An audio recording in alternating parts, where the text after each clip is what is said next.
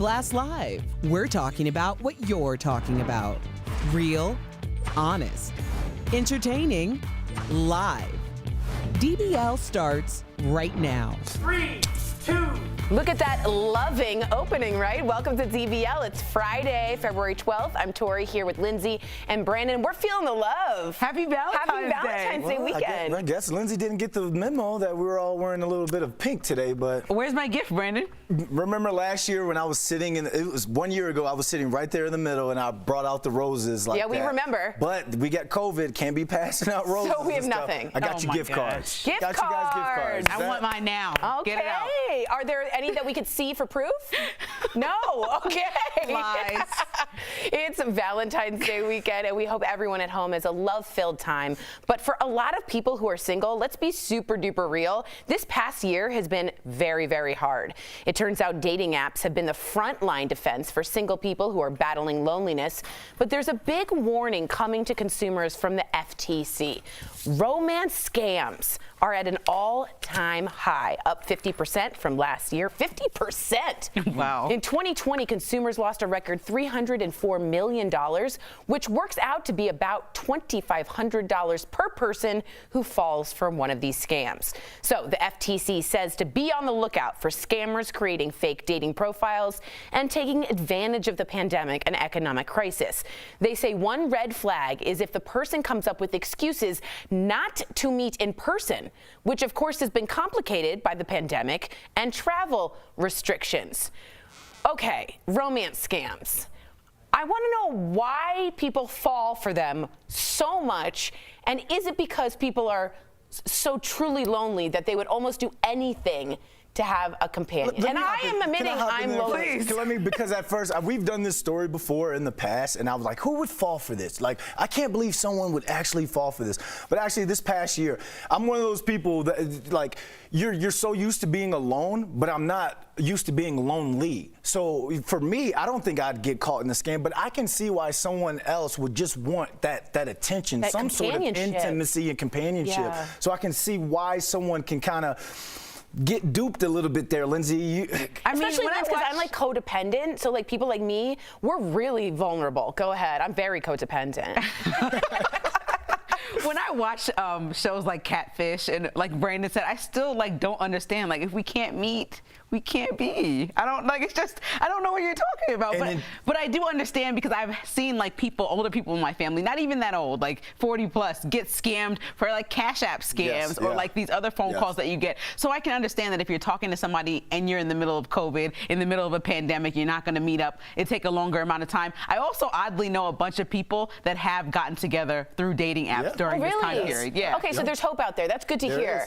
Yeah, just be like, if you're a lonely person like me, or not lonely, but I mean codependent, you always want to be with a companion, be extra careful because they take advantage of that vulnerability and they'll use it. So just be cautious with your friends who are like that. The minute they ask for money, it's not a relationship, okay? Hey, can you give me a phone? Uh-oh, red flag. And it's also 2021. That's why dating app sites like Bumble, they're revolutionized the online dating game because now you can video chat within that app. So I believe like now in 2021, it should be some sort of standard that people at least video chat with each other before you meet up and before you send some sort of cash. Well, if you don't get a video chat with them, that's a big red flag. Yes. All right, don't mess with moms. That's the takeaway from this video we're about to show you. A woman in Texas tackled a 19-year-old suspect she caught peeping into her 15-year-old daughter's window. Brandon, former NFL player, how did that look? He tried to run away, and the police dash cam caught the whole thing. Look at this. Here she goes. No! She kind of does like a wiggle thing before she... It's a good shuffle. It's a good shuffle. Yeah, the way you shuffle, you break down the distance between you and the ball carrier, and then you wrap up for him. Tackle. Whoa. Great job, Mom. Right? All Don't mess with mama bears. That is true. Here's what she said, and she told police after her NFL-style takedown. Cop, fist bumped me, and he was like, "Hey, so I heard Texans are looking for a new linebacker." The 19-year-old suspect is facing charges. Let me tell you, my dad has chased somebody down the block before who was at my window when I was in high school. No way. Tell us. But it wasn't my mom, though. If it was my mom, I would have been even more proud. Susan would take it was actually for my sister, so I'm going to throw her under the bus. It wasn't for me. But my dad has chased that man all the way down the block. They never returned. He's kind of a legend in the hood at this point. Wait. So, but was it his fault? Was he invited over, or? Yeah, no, he was just like knocking on the window, like Lauren, like say what's up.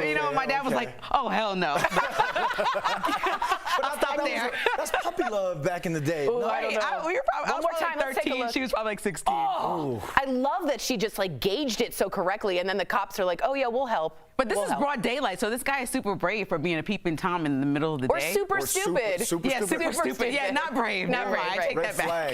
Red flags. It is true. You're right. Yes, that's the theme of today's this segment is red flags. And if you are a mama bear out there, we bow down to you. Coming up on DBL, get cooking this Valentine's Day weekend. Chef Gernard is bringing us an easy, mouth-watering recipe sure to satisfy your sweetie. And we're gonna bust the biggest love and romance myths around. Are men really less romantic? Who values sex more? It's gonna get spicy in here. Coming up next.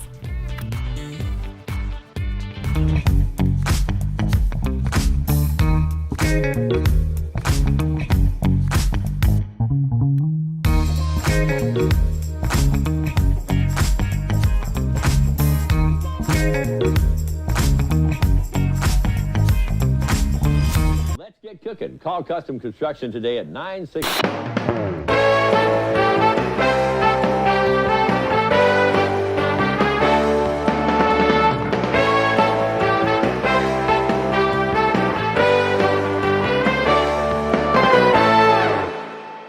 My sister wonders why she still has gas after taking. At DBL, we're always on. I'm in control. You're trying to give a conversation up here. Shouldn't he be held accountable? Absolutely. This is where I'm going to push back. Is this my shocked face? Tori, I will walk off the set. You should. This February, DBL is all new I agree with Al on this one. every day. Yeah, wow, I said it, Tori. Yo. I'm in control.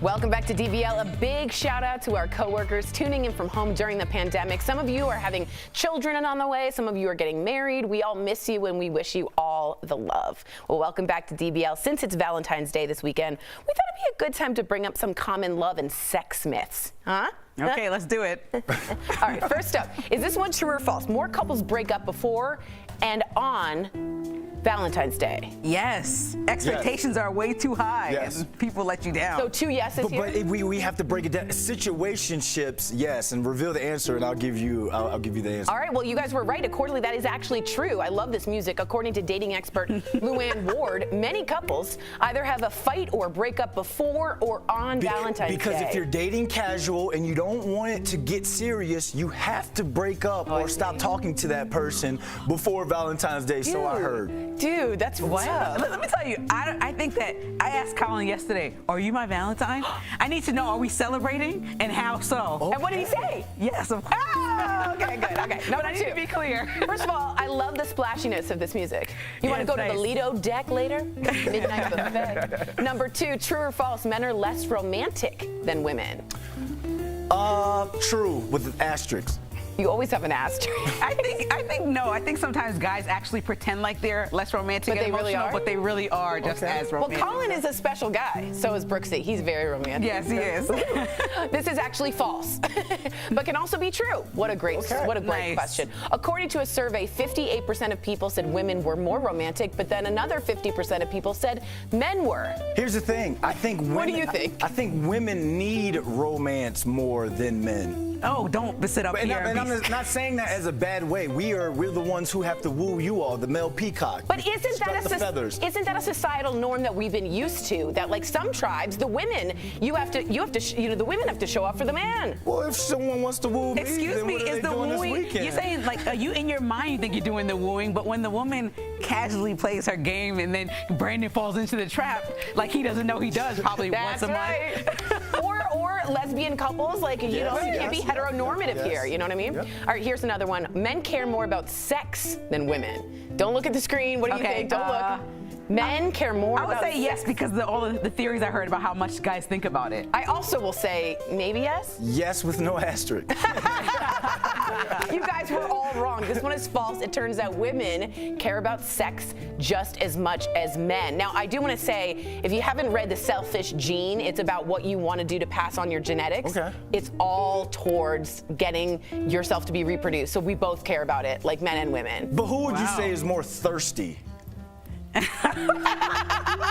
is Valentine's Day 2021. I'm worried.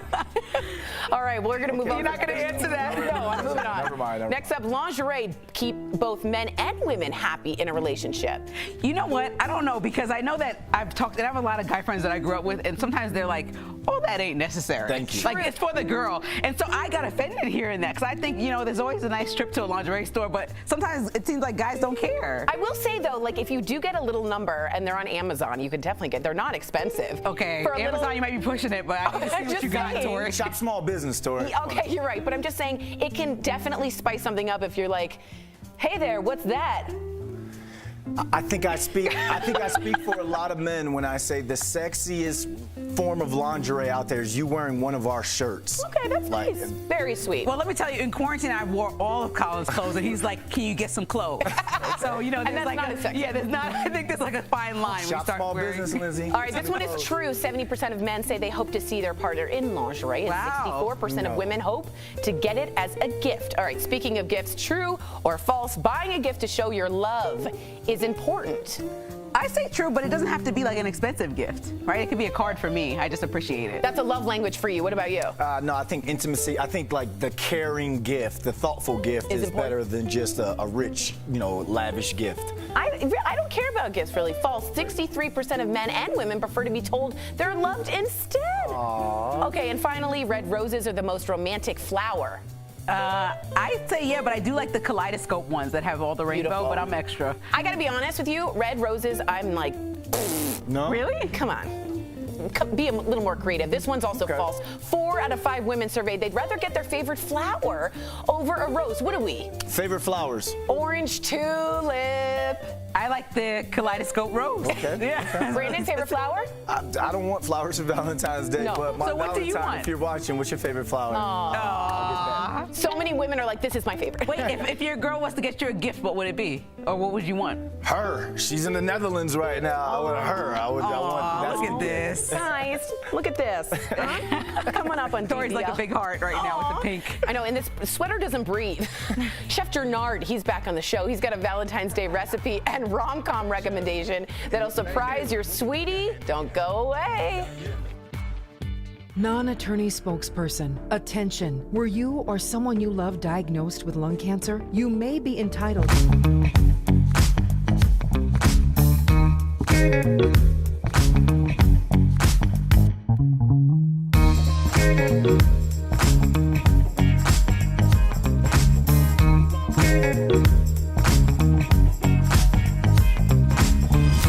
This February, DBL is all new every day. Like, it is such a joke. No, hold on. I was shocked. I don't know what you're saying. Here come the Pistons. I love this story. Stick with us in 2021. We're going to have a great year. Brianne Davis, welcome to DBL, actress, director, and now author. You have been recovering from sex and love addiction for 11 years now. Can you put into perspective how it is the same disease as alcohol and drug addiction? First of all, I want to say that sex and love addiction is the deadliest disease. It's actually worse than drugs and alcohol.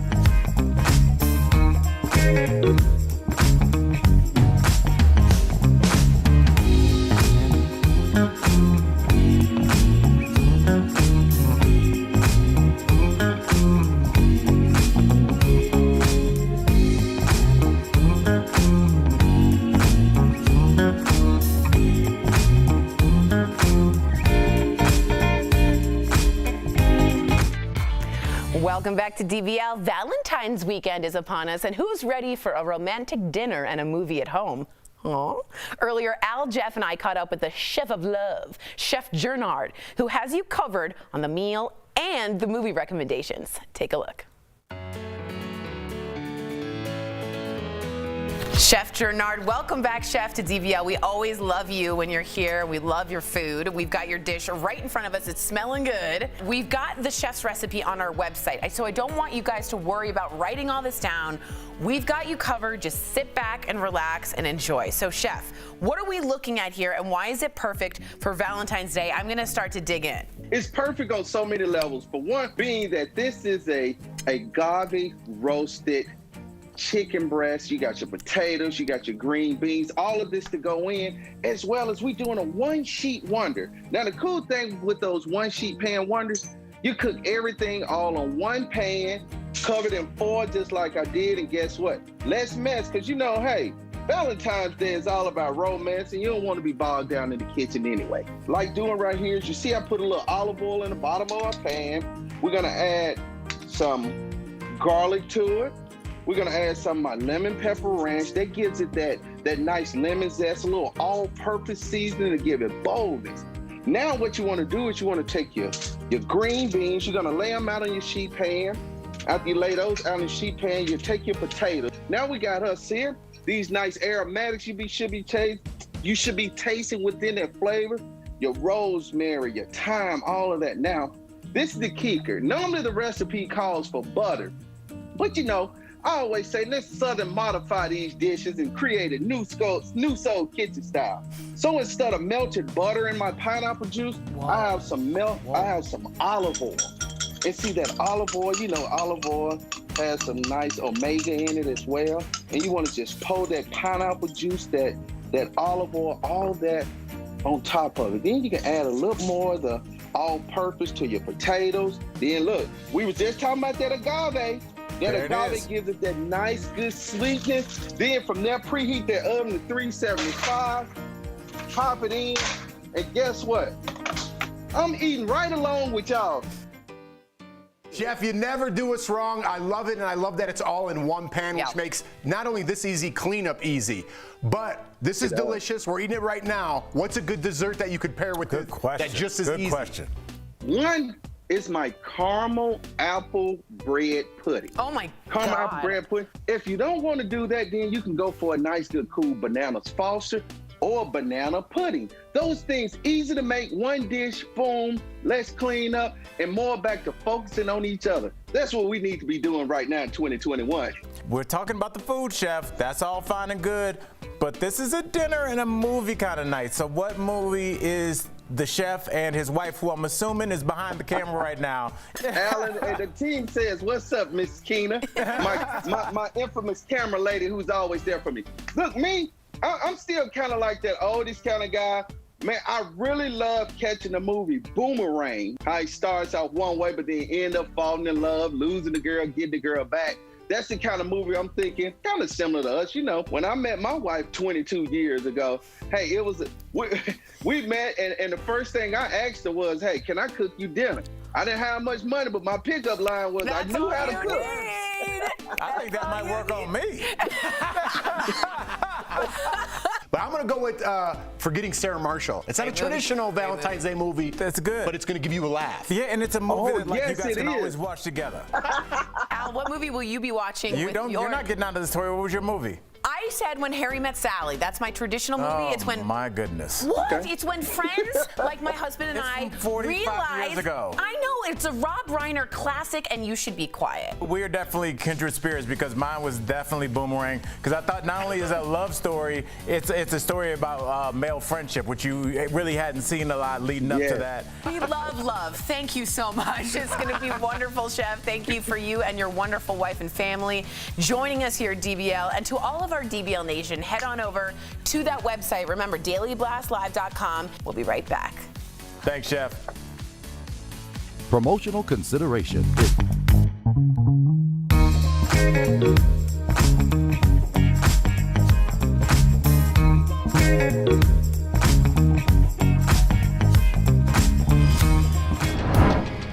The This February, DBL is all new every day. Hold on. No, I think that's ridiculous. Really? Okay. Like, it is such a joke. I was shocked. I meant for you to chime in on. I don't know what you're saying. DBL is just getting started. Here come the Pistons. I love this story. Stick with us in 2021. We're going to have a great year. Relief. Think she heard me?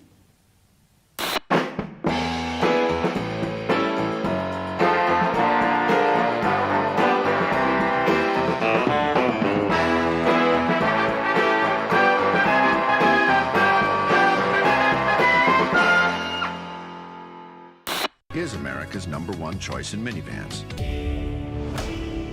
The Verify team is here to make sense out of things spreading online, separating what's real from what's just misinformation. President Joe Biden proposed raising the minimum wage to $15 per hour as part of his COVID-19 relief bill. Then he said this on CBS News last Sunday. Well, apparently that's not going to occur because of the rules of the United States Senate. So you're saying the minimum wage won't be in this? My guess is it will not be in it. So let's verify. What rules is President Joe Biden talking about? Our sources are the Center on Budget and Policy Priorities and a pair of legislative experts, Casey Burgett from the George Washington University and Bill Doster, a longtime policy expert who we spoke with just days before he was named the chief counsel for the Senate Budget Committee. Our experts say that the big wrinkle here is that Democratic leadership is proceeding with something called budget reconciliation. That is, they're incorporating elements of the COVID-19 relief bill into this year's budget, rather than creating a standalone bill. The advantage of this is that they only need a simple majority, rather than the typical 60 votes that are needed to pass a bill in the Senate. But you can't just add any provision to a budget bill. They have to be related to the budget. Doster explains that the big rule here is called the Byrd Rule, named after a one-time senator from West Virginia.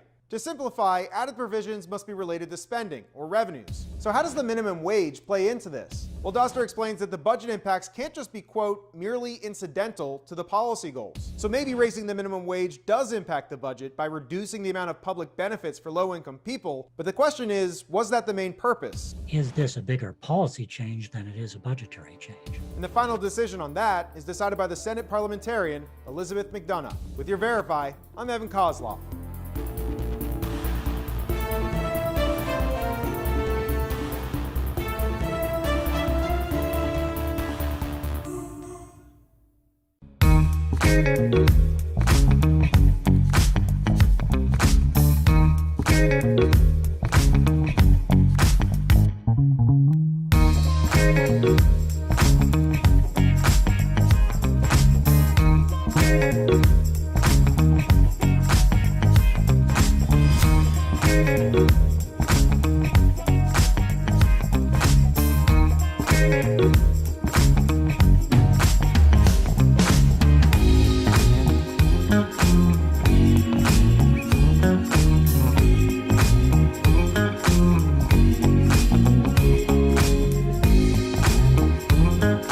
To DBL. The pandemic has made it nearly impossible for any spontaneous travel this past year, but there are some safe and smart ways to plan something if you're itching to get away. We're chatting about it in today's DBL Drive, sponsored by CarShield.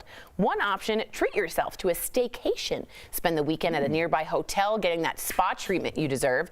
Second, for all those outdoor lovers, book a boat trip, but don't pull a Tom Brady. Yeah. Or do. It's a great way to stay socially distant outside with close family or friends. Lastly, you can get out of your comfort zone by booking a weekend with your local adventure guide. Try something new like rafting or rock climbing. Remember, when it comes to your travel, for peace of mind, get an auto protection plan with CarShield. CarShield protects their members from the high cost of auto repairs. Call 1-800-505-9619 for a free quote. And we live somewhere where it's actually reasonably easy to get around and do cool stuff. Like Breckenridge is near near Denver, so there's a lot to do around here. Except all I like to do is sit and eat. And most people are like, let's go skiing, I'll be here. You can what is the thing? Snow tube? That's what I like to do. That's true. Sounds very fun. We do have something special before we go. Lindsay, you've got a very special birthday shout out, am I right? Yes, I want to say happy birthday to my great grandmother, Lucille Young. She turns 105 today. 105.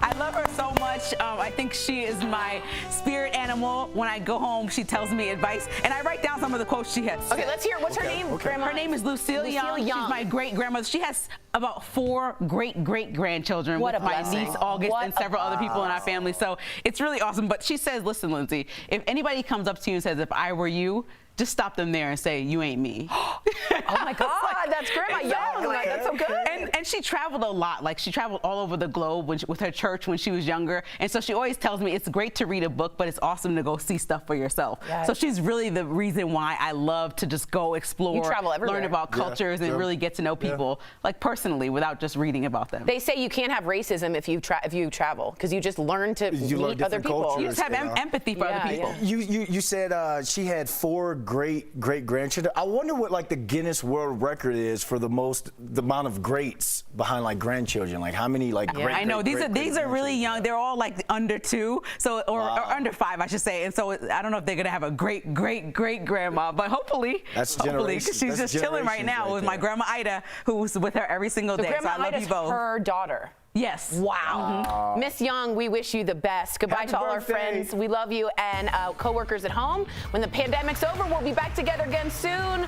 We'll see you on Monday. Bye, guys.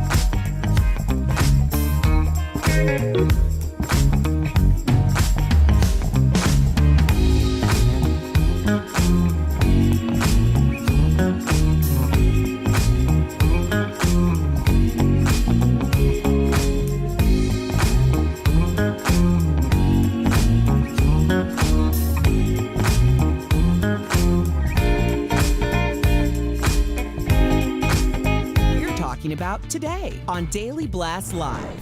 Don't mess with Mom. The crazy moment a woman takes matters into her own hands by tackling a suspect. Why he had it coming. First comes love, then apparently a lawsuit. If a married person cheats, should the jilted spouse be able to sue the other lover? Inside the secret life of a Hollywood sex addict, one actress reveals how she overcame her troubled past. Sex and love addiction is the deadliest disease. And we've got the perfect way to celebrate Valentine's Day at home. Friend of the show, Chef Jernard, has you covered with meal and movie ideas for a romantic night in. Hey, can I cook you dinner? I didn't have much money, but my pickup line was I knew how to cook. Real. Honest, entertaining, live. DBL starts right now. 3, 2. Welcome to DBL. It is Friday, February 12th. I'm Sam here with Jeff and Tori. Al Albert joins us from home. Okay, so you guys, I don't know how many of us are excited. I am. It's Valentine's Day weekend. Yes. Yep, Jeff doesn't look too excited. We are hoping that everyone at home has a love-filled time. But for a lot of people who are single, let's be real, this past year has been very hard. Turns out dating apps have been the frontline defense for single people who are battling loneliness. But there is a big warning to consumers from the FTC. Romance scams are at an all-time high, up 50% from last year. In 2020, consumers lost a record $304 million, which works out to be about $2,500 per person who falls for one of these scams. So the FTC says to be on the lookout for scammers creating fake dating profiles and taking advantage of the pandemic and the economic crisis. They say one red flag is if the person comes up with excuses not to meet up in person, which of course has been complicated by the pandemic and travel restrictions.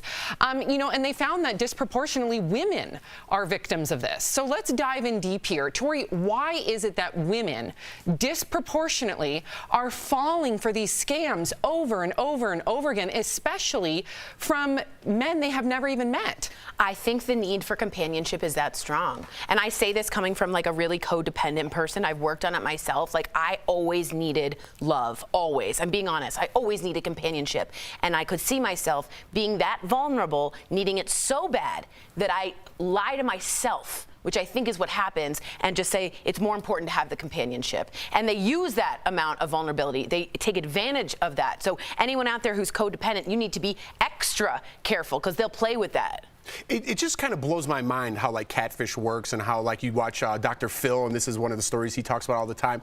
I mean, if this is just me, and I totally get what you're saying, and maybe I just don't understand it because I've never gone through it myself, but if I called someone, I'd be like, dude, we got FaceTime, so do you. Let's just talk. And if they didn't want to talk, I'd be like, something's up, right? But what if your conversation was so good that you were finding like companionship and you didn't want to give and you didn't want to give that up though? Give what? I'd be like, that was such a great conversation. I want to introduce you to my dog, my family, this plant that I've been talking to, whatever it may be. Call me. I want to see your face. And if they don't, isn't that a huge red flag? Yes. Yeah. And before Al chimes in, plants love it when you talk to them. They will grow better. It's proven. I talk to my plants too. I put myself in Tori's shoes, and I'm like, what would Tori do? Talk to my plant. Hello, little azalea. Well, Al, you're the one that told me about that. Was it a Netflix docuseries about love scams? Yes. That's so great. That's what I was going to talk about, Sam. I told you to watch a documentary called Love Fraud. Right. And if you think about it, that was the same. What that man did is what most of these people that scam, because Sam, you're asking why does it attack women? Well, Sam, what else attacks women? Society. It makes you guys feel like you don't look good enough, that you're not in good enough shape. Oh, you have a couple of kids and you're not married. That's a mark against you. You're divorced. That's a mark against you. If you have a PhD, that's a mark against you. So women are always made to feel worthless in this society, and that's where these love scammers come in. They come in and they say, hey, you're beautiful. Hey, no one understands you like I do.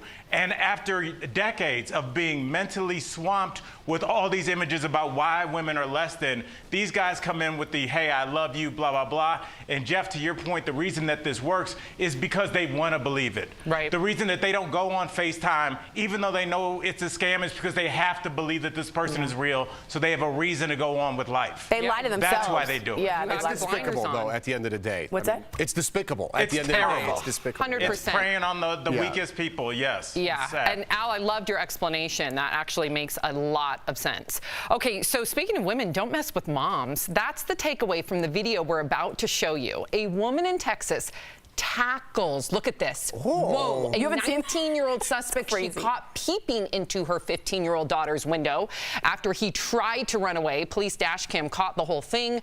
Here's what she said police told her after her NFL-style takedown.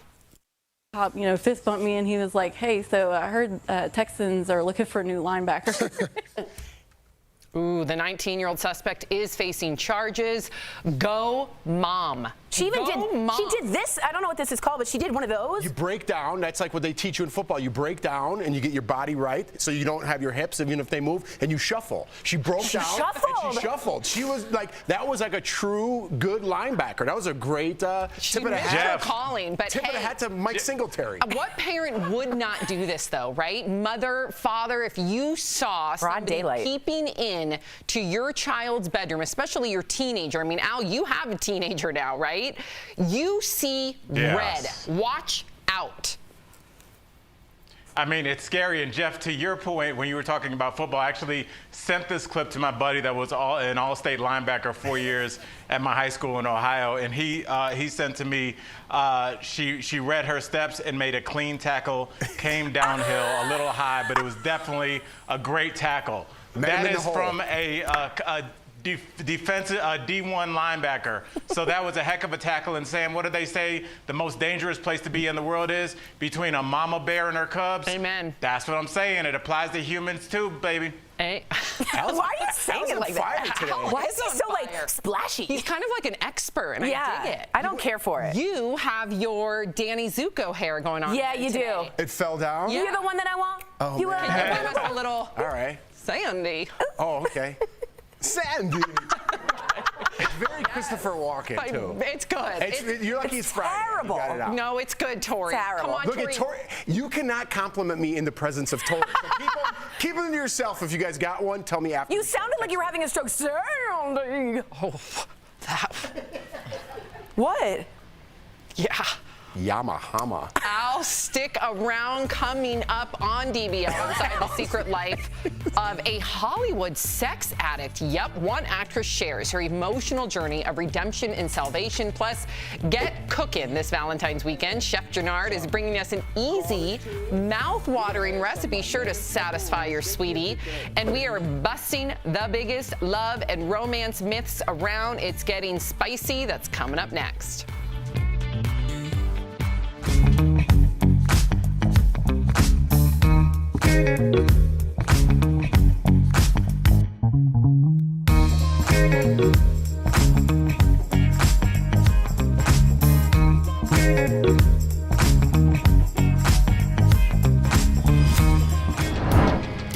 This February, DBL is all new every day. Hold on. No, I think that's ridiculous. Really? Okay. Like, it is such a joke. I was shocked. I meant for you to chime in on. I don't know what you're saying. DBL is just getting started. Here come the Pistons. I love this story. Stick with us in 2021. We're going to have a great year. Let's get cooking. Call Custom Construction today at 960.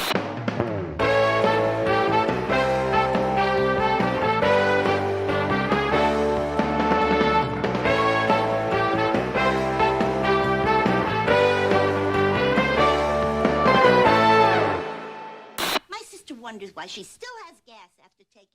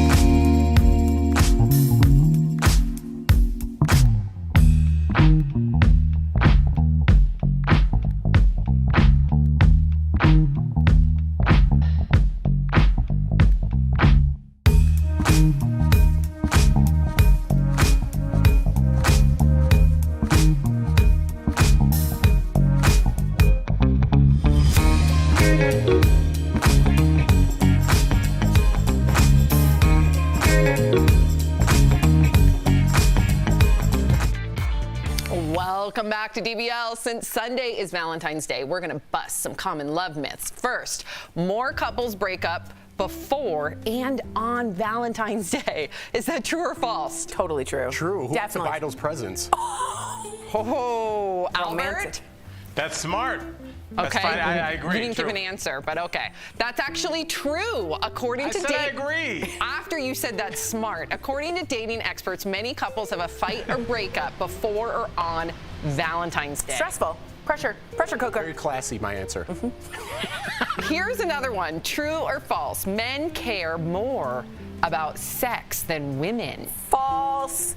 We all want our reproduction False. genes to move forward. We all want it scientifically. That is such a societal norm that men like sex or want sex. Yes, with especially women. with hot talk like that, Tori. Oh, sorry. Her eyes were closed the entire time. It was bizarre. I noticed this. Yeah, what are you doing? I felt like it really deep within me, so I wanted to say it. Okay, Oh. that's a little TMI. This Yes, one and is you said it like a scientist. This one is false. Turns out women care about sex just as much as men. Next, lingerie keeps both men and women happy in a relationship. Is that true or false? False. Really? You don't need lingerie. I like lingerie. I think yeah. You think it's a good idea? I think, yeah, true. Like a. I mean, why not? I get. Why not just come on out? You can, but I mean, that's like. Can I just be honest? There's some really Guys, Oh, go ahead. Why are Al. you guys talking about this like you're deciding to put garnish on a plate? Like, why not, I guess?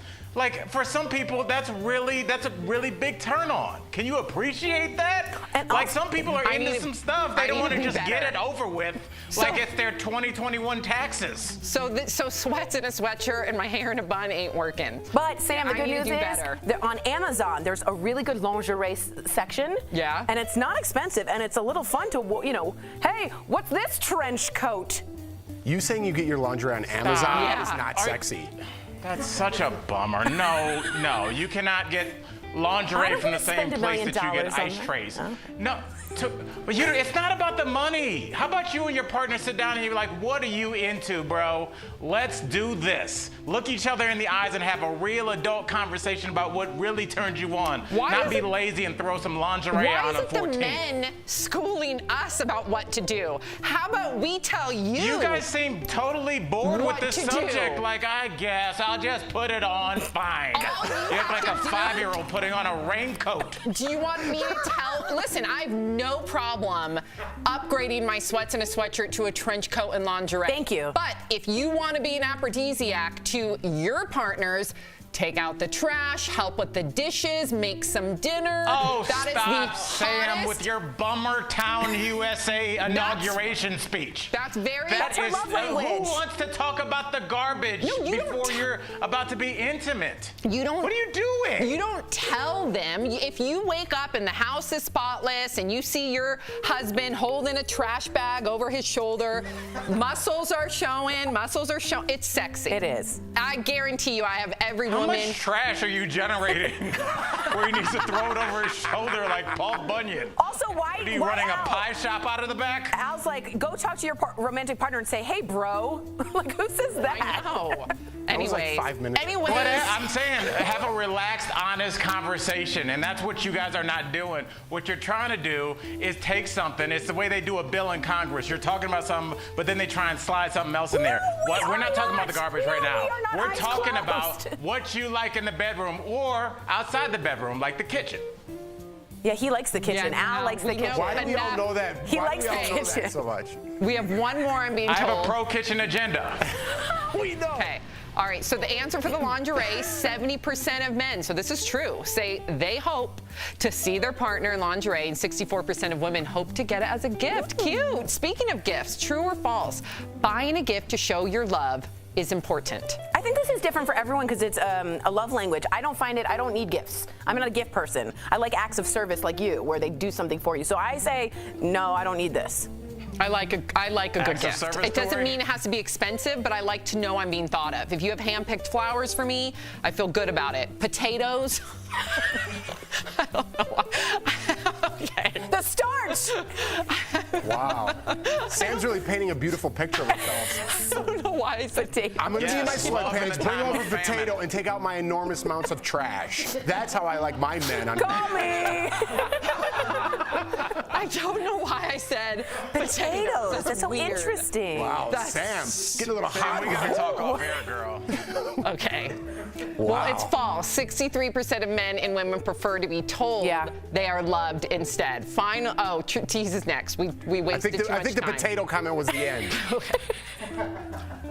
Coming up on DBL. Can we keep this music playing so I feel like I'm shopping at Macy's? I love the music. Coming up on DBL, why are betrayed wives taking their husbands' mistresses to court? Is there more to it than sweet revenge? And next, an actress's first-hand account of being addicted to love and sex. Why it's just as real as alcohol and drug abuse. Coming up next.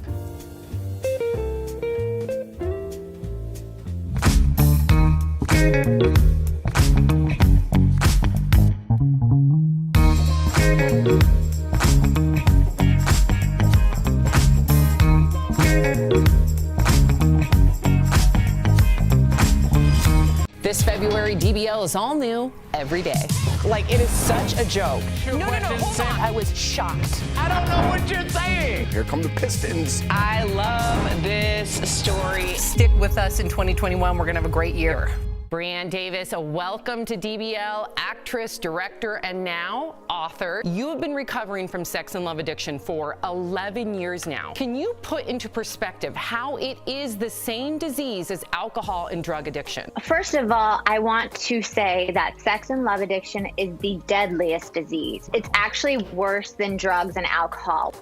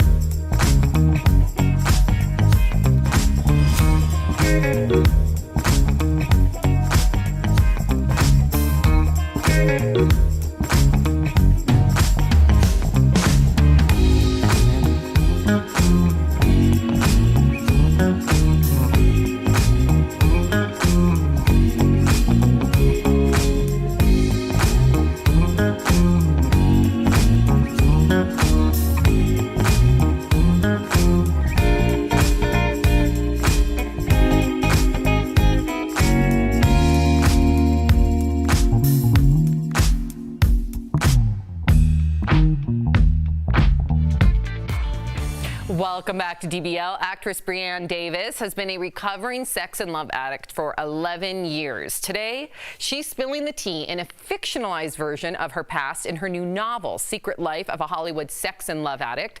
I spoke with Brianne earlier in today's DBL Spotlight.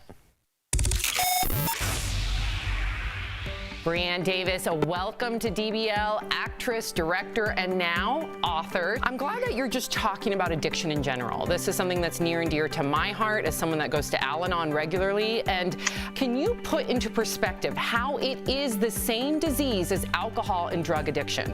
First of all, I want to say that sex and love addiction is the deadliest disease. It's actually worse than drugs and alcohol. We're addicted to people. We use, like alcohol uses a bottle, we use a person. The reason I think people don't understand it is because our society amplifies it. They glamorize sex, they glamorize falling in love, and they never show paying the bills, taking out the dog. We don't glamorize what a real relationship looks like. So we have this unrealistic expectation on another person. What advice would you give to somebody who believes that they may be struggling with an addiction, a sex addiction or a love addiction?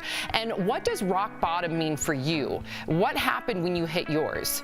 So my first advice would be there's 40 questions on Sex Love Addicts Anonymous. And if you answer yes to more than 5, this may be something you should look into. For me, my bottoms look like this. I found myself after a traumatic experience in my life where a mentor died. And I found myself 2 days later on a movie set, on location, about to blow up my relationship with my boyfriend I live with that I loved. And it just made me think, like, here's someone I love, I care about, I would be best friends with, and I'm flirting with someone I don't even like. It was just this huge reality check for me. Like, It's me. The problem is me, not the other people. Interesting. So what's it like to be in recovery from sex and love addiction, and how has it affected your romantic relationships? We just heard that story, but now that you are in recovery, how has that shifted? Well, here's the beautiful thing I like to say. I'm still with the same man today. Yes. We've been together for we've been together for 16 years. He, it's not like I got sober in this program, then found the perfect partner, because there is no perfect partner. There is no soulmate. No one should complete you. You complete you. So on the other side, I have this freedom now as a woman too, that no one fills me, no attention fills me, no message fills me, no like on Instagram or TikTok fills me. I fill myself, and that is the best thing I have done for myself, and nobody can take that away. Amen. I'm so happy that you're saying this, and I'm just so absolutely proud of your courage to speak out and to get help, because hopefully someone watching will say, that's me. I need to get help. So I believe that you will inspire other people to recover. So before we go, can you give us a sneak peek of what kind of trouble Roxanne gets into? Oh my God, she gets in so much trouble. She gets caught with 2 boyfriends, one in New York and one in LA. And she finds out, like, whoops, in the middle of her driveway. And then she has a botched threesome that's amazingly funny. And every story in here is based on somebody, but I'll never tell you who it is. Oh, that is so juicy, Brienne. I love that, because then our minds can kind of run wild, right? So I'm glad that you gave us that little nugget. Very exciting. So to all of our viewers out there, be sure to pick up a copy of Secret Life of a Hollywood Sex and Love Addict, and tune into Brienne's Secret Life podcast for more stories of addiction and recovery. Brienne Davis, I appreciate you. I appreciate your honesty. Thank you for stopping by. We'll be right back. Thanks. Promotional consideration.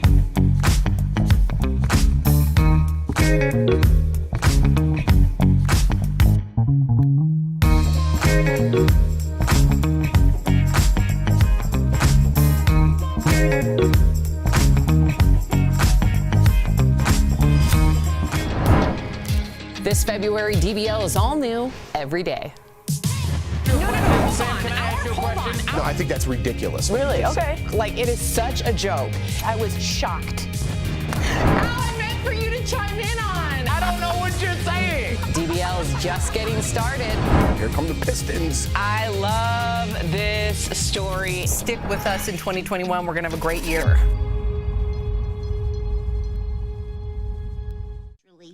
Think she heard me?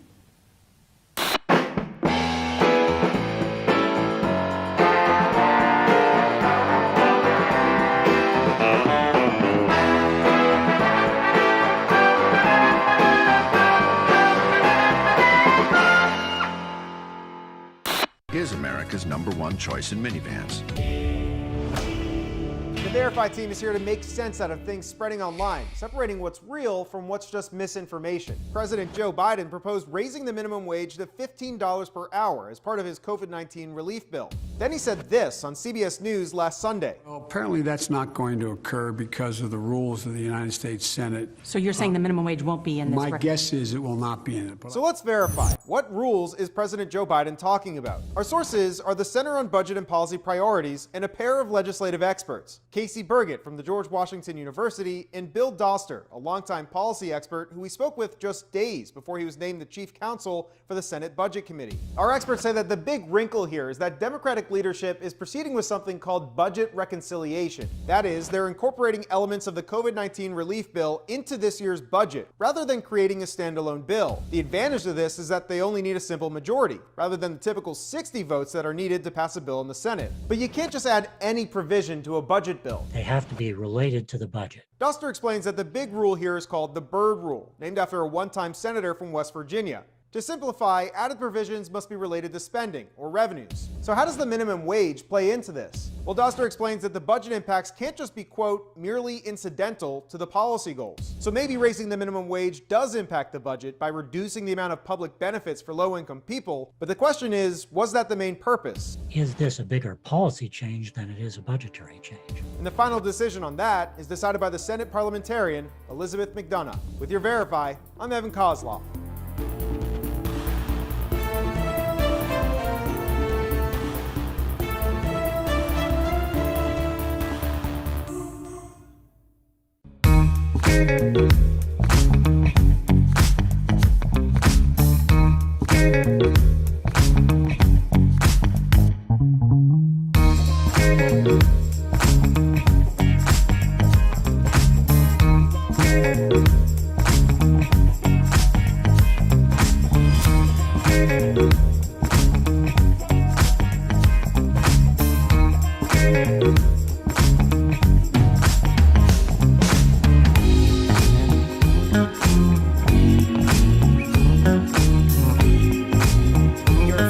Nighttime soap stars of the 80s.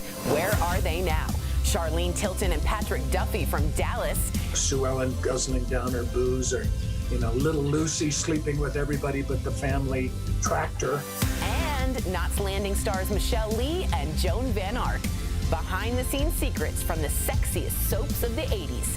All next week, only on DBL.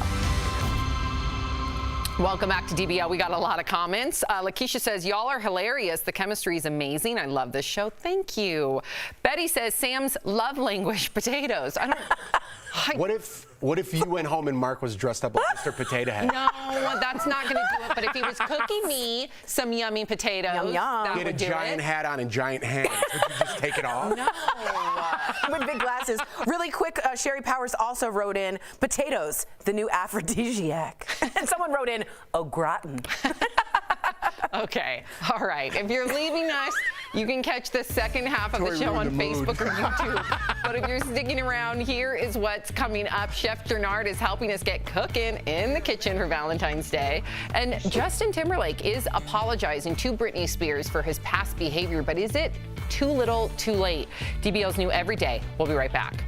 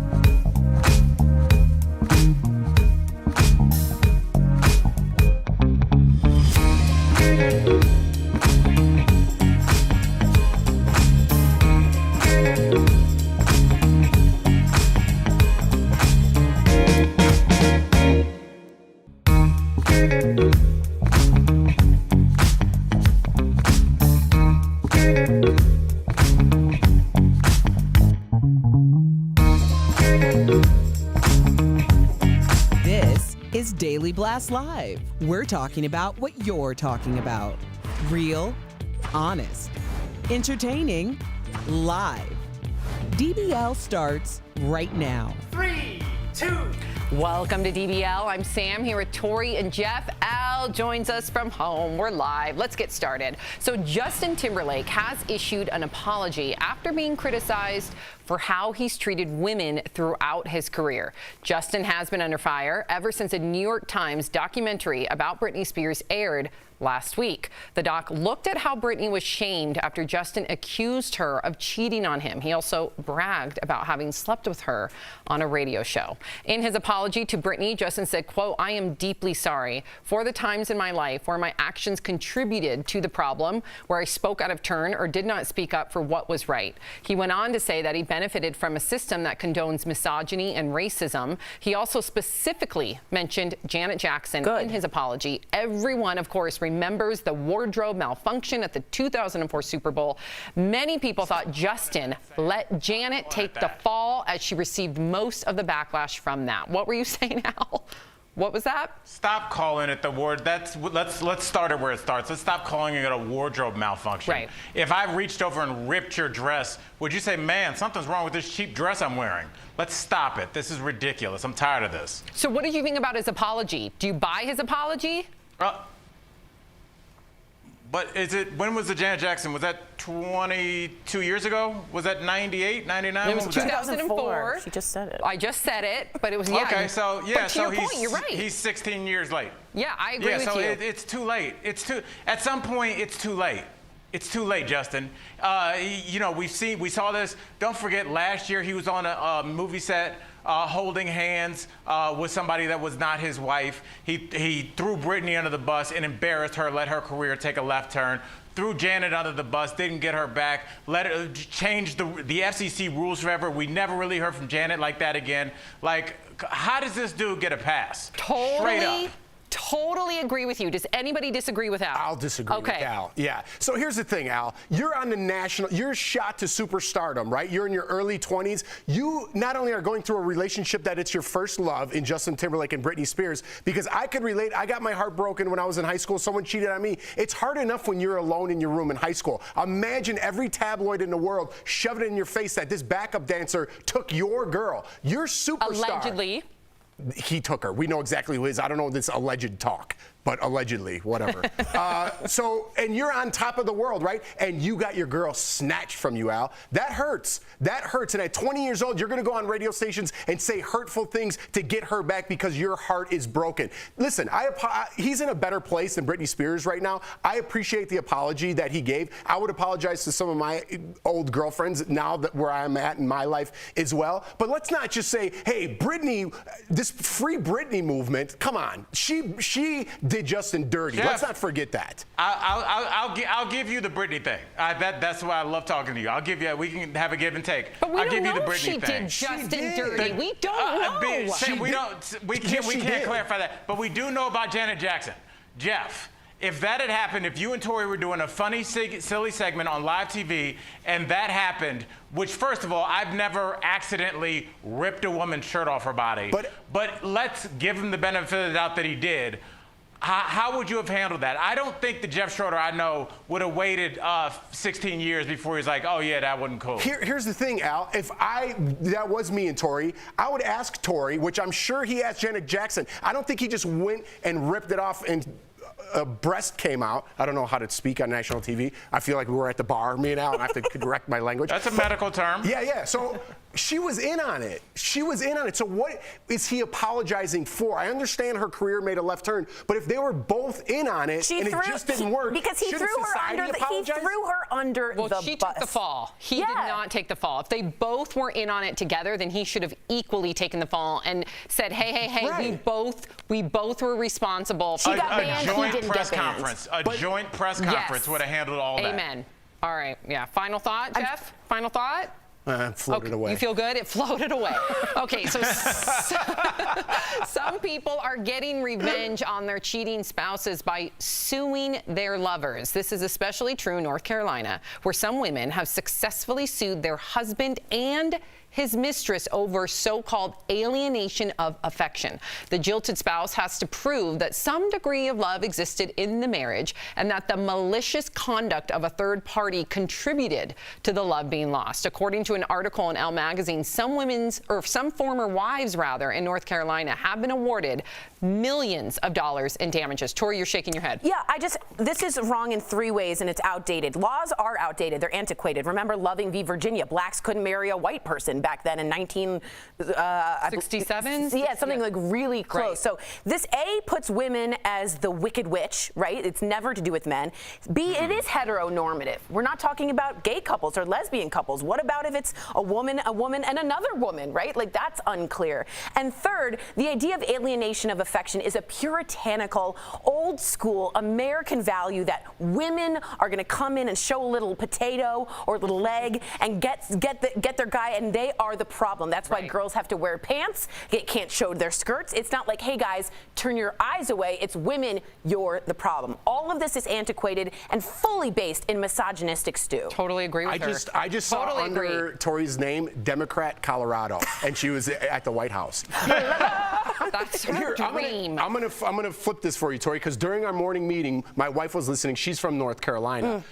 I don't want to get too close to home with this, but she knows a woman who was sued. Really? She's very well off. She was sued because she was involved in the cheating, and that guy got her money.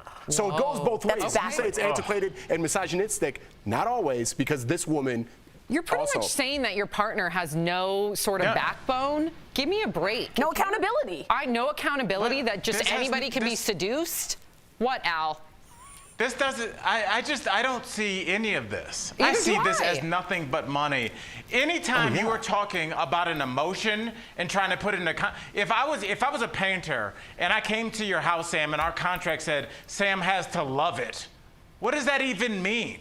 Like, that's not something, the job has to be completed, and here's how we know it's done.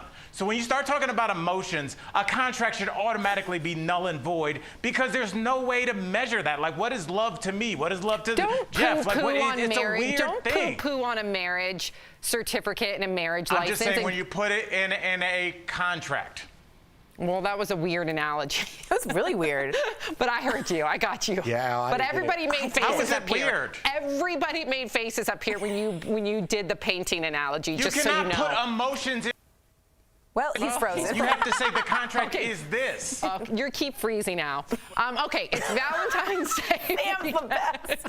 So you may be inspired to watch a romantic comedy with your significant other, but we have some little-known facts about a few of your favorites. Did you know that Gwyneth Paltrow was in the running to play Dorothy Boyd in Jerry Maguire? Oh, God. Of course, the part ended up going to Renee Zellweger. She crushed it. You had me at no. What? No, I'm saying Gwyneth. If Gwyneth was in it, I love Renee. Renee Zellweger crushed that Al, are you spot. sleeping? He's mad. No. Oh my God, he's frozen again. She's online because I think she's messing with the Wi-Fi. Oh, yikes. All right, so here's another. Hugh Grant turned down the role in The Holiday that eventually went to Jude Law. The part was even written for Hugh. It should have been Hugh. Should have been Hugh. I love me Jude Law, but it should have been. Can I ask you a question? Yeah. Do you find the sexiness of Jude Law and Hugh Grant at the same rate? Because I find Jude Law a lot sexier than Hugh Grant. Hugh Grant has some sexiness in him. Yes, he does. I think they're equally sexy. Okay, equally. Yeah. Okay. All right. Okay. All right. They're totally different actors. Yeah, we know they're two different people. We're not idiots. No one's saying that. No, I'm saying that they each bring a different flavor to a role. Hugh Grant has more of the stumbling, bumbling kind of cutesy English guy. Yet Jude Law is very kind of direct and succinct in his words. Like they're a different character. Albert, you sound like a really good film critic. I'm impressed. If you would have dropped that painter line, you would be on fire today. I know. Terrible. Almost had it, Al. Almost. I defend the painter line. No. Okay, we have one more. You can't just say no, Sam, and then it's over. Because I'm trying to get to the next question. Oh, Sam said no. What are you, the president from the Hunger Games? Oh, I guess Sam said no.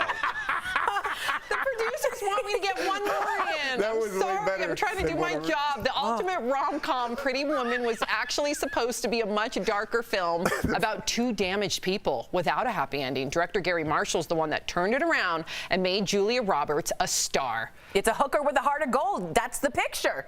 That's the picture. You can't make it other than that. That is the fairy tale. Democrat from Colorado. I don't know. I love Fridays, man. We're just goofy in here. That's it?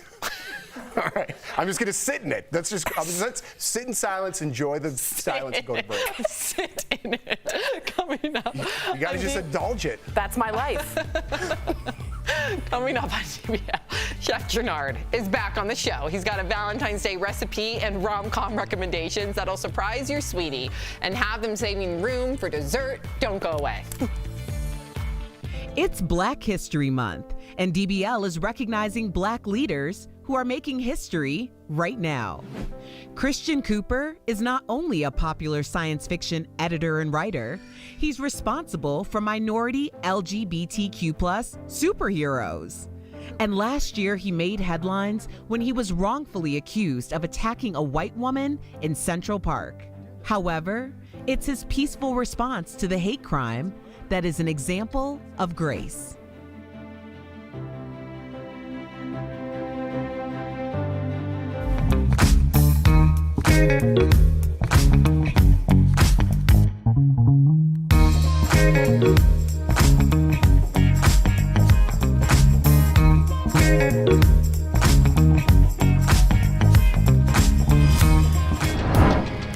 This February, DBL is all new every day. Hold on. No, I think that's ridiculous. Really? Okay. Like, it is such a joke. I was shocked. I meant for you to chime in on. I don't know what you're saying. DBL is just getting started. Here come the Pistons. I love this story. Stick with us in 2021. We're going to have a great year. Let's get cooking. Call Custom Construction today at 960.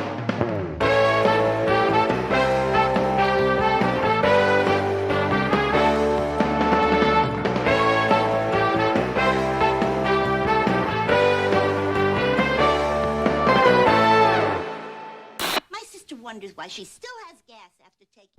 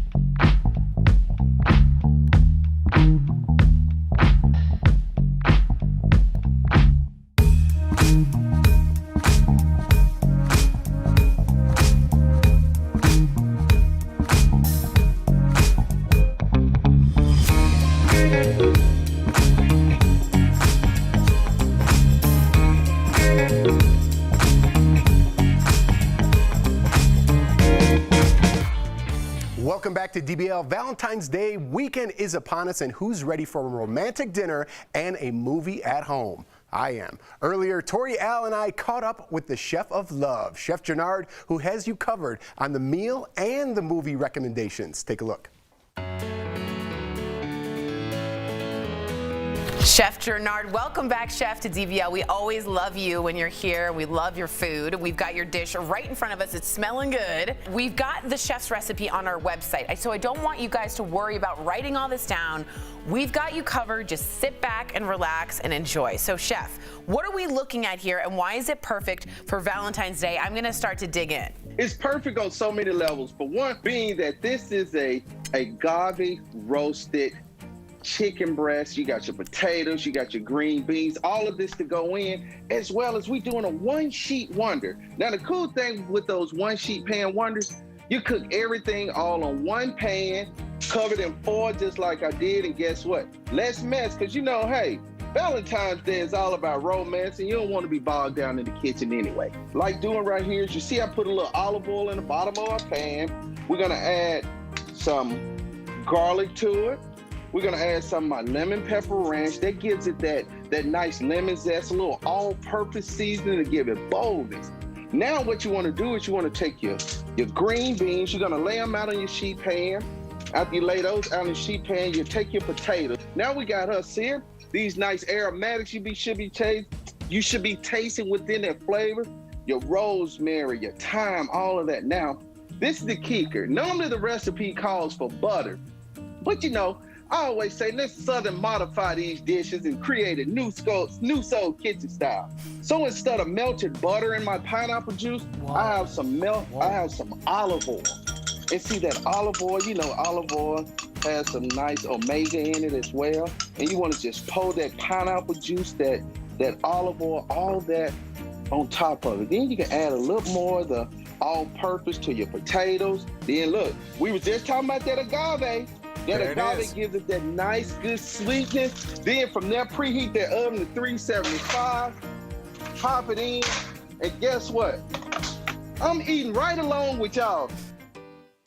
Chef, you never do us wrong. I love it, and I love that it's all in one pan, which makes not only this easy, cleanup easy, but this is delicious. We're eating it right now. What's a good dessert that you could pair with it that just is easy? Good question.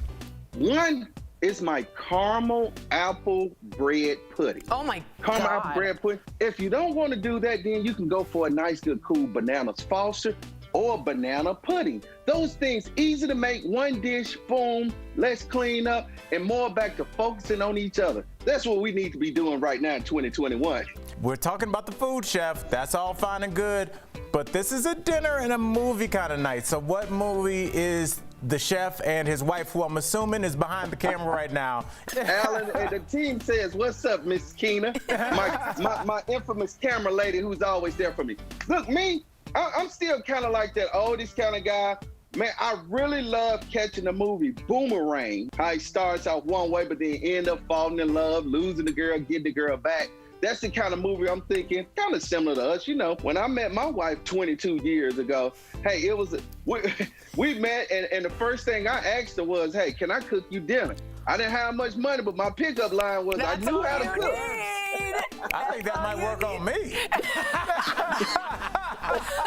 But I'm going to go with Forgetting Sarah Marshall. It's not a traditional Valentine's Day movie. That's good. But it's going to give you a laugh. Yeah, and it's a movie that you guys can always watch together.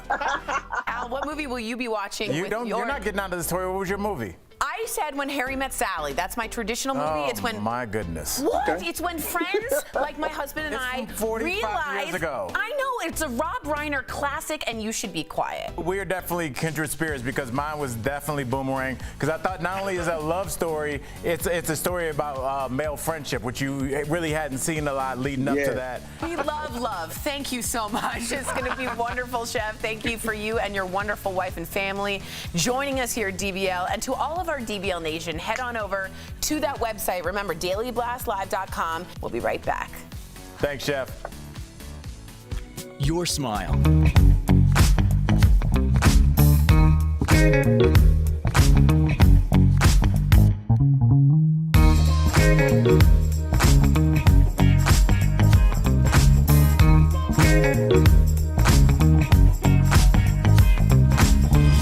This February, DBL is all new every day. Like, it is such a joke. No, hold on. I was shocked. I don't know what you're saying. Here come the Pistons. I love this story. Stick with us in 2021. We're going to have a great year. Brianne Davis, welcome to DBL, actress, director, and now author. You have been recovering from sex and love addiction for 11 years now. Can you put into perspective how it is the same disease as alcohol and drug addiction? First of all, I want to say that sex and love addiction is the deadliest disease. It's actually worse than drugs and alcohol.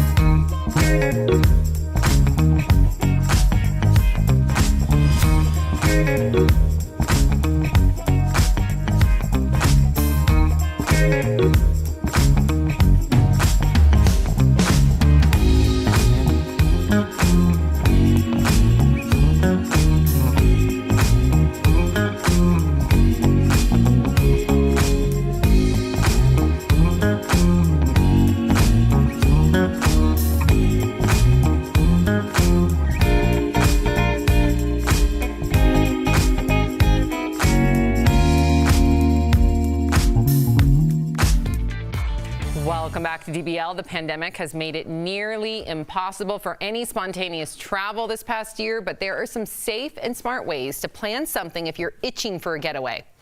We're chatting about it in today's DBL Drive, sponsored by CarShield. So one option, treat yourself to a staycation by spending the weekend at a nearby hotel and getting the spa treatment you deserve. Second, for the outdoor lovers, book a boat trip within your state. It's a great way to stay socially distant outside with close family or friends.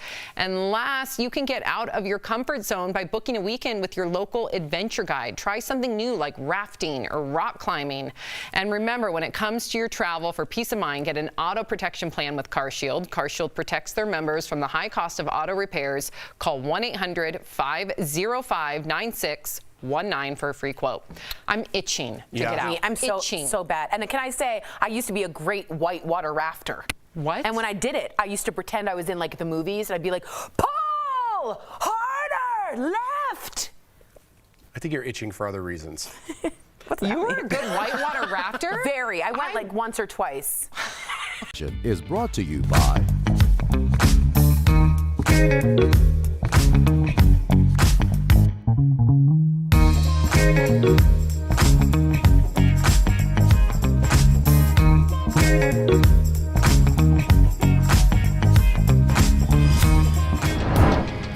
This February, DBL is all new every day. Sam, can I ask you a question? No, I think that's ridiculous. Really? Okay. Like, it is such a joke. I was shocked. I meant for you to chime in on. I don't know what you're saying. DBL is just getting started. Here come the Pistons. I love this story. Stick with us in 2021. We're going to have a great year. Relief. Think she heard me?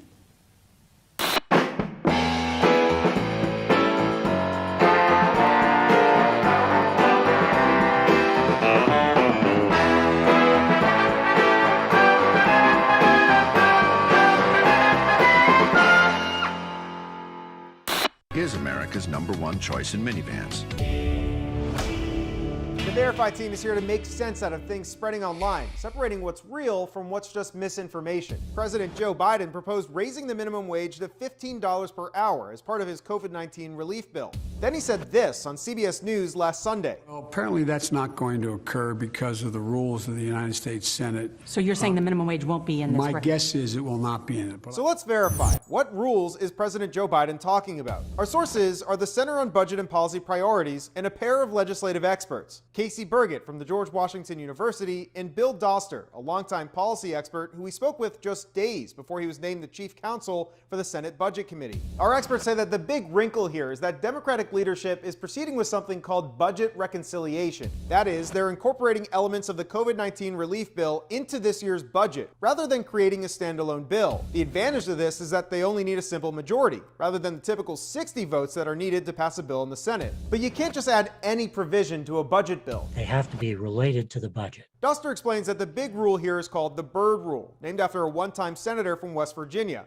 To simplify, added provisions must be related to spending or revenues. So how does the minimum wage play into this? Well, Doster explains that the budget impacts can't just be, quote, merely incidental to the policy goals. So maybe raising the minimum wage does impact the budget by reducing the amount of public benefits for low-income people. But the question is, was that the main purpose? Is this a bigger policy change than it is a budgetary change? And the final decision on that is decided by the Senate parliamentarian, Elizabeth McDonough. With your Verify, I'm Evan Kozloff.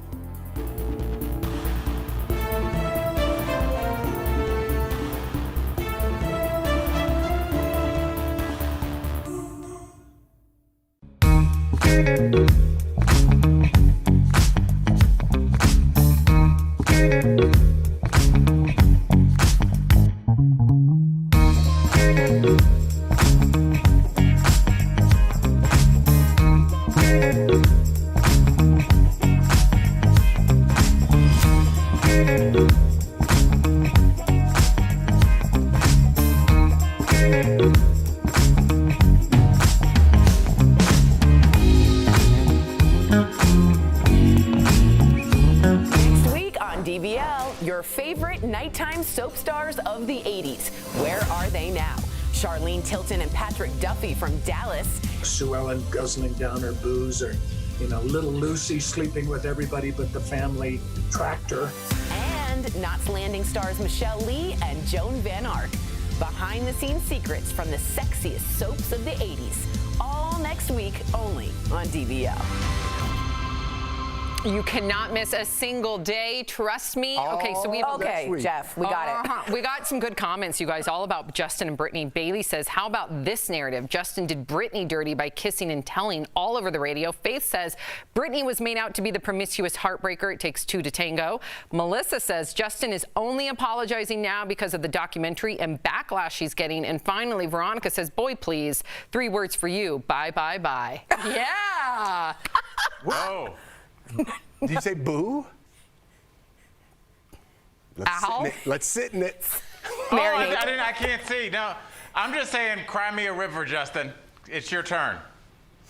Good one. Wow, you were doing so well, Al. It's his You turn had the again. painter thing in that last comment, man. Otherwise, you were batting 1,000. Totally. I'm not feeling sorry for him. Who wrote 2 to tango? That doesn't even make sense. Yeah, you can't tango with one person. cheated on him. What do you mean 2 to Same time, tango? same place. Bye, guys. Tango. Love you, Al. You can't Someone just wrote like a snappy line. You can't tango alone. Don't know. We don't know. Yeah, we do know. She cheated.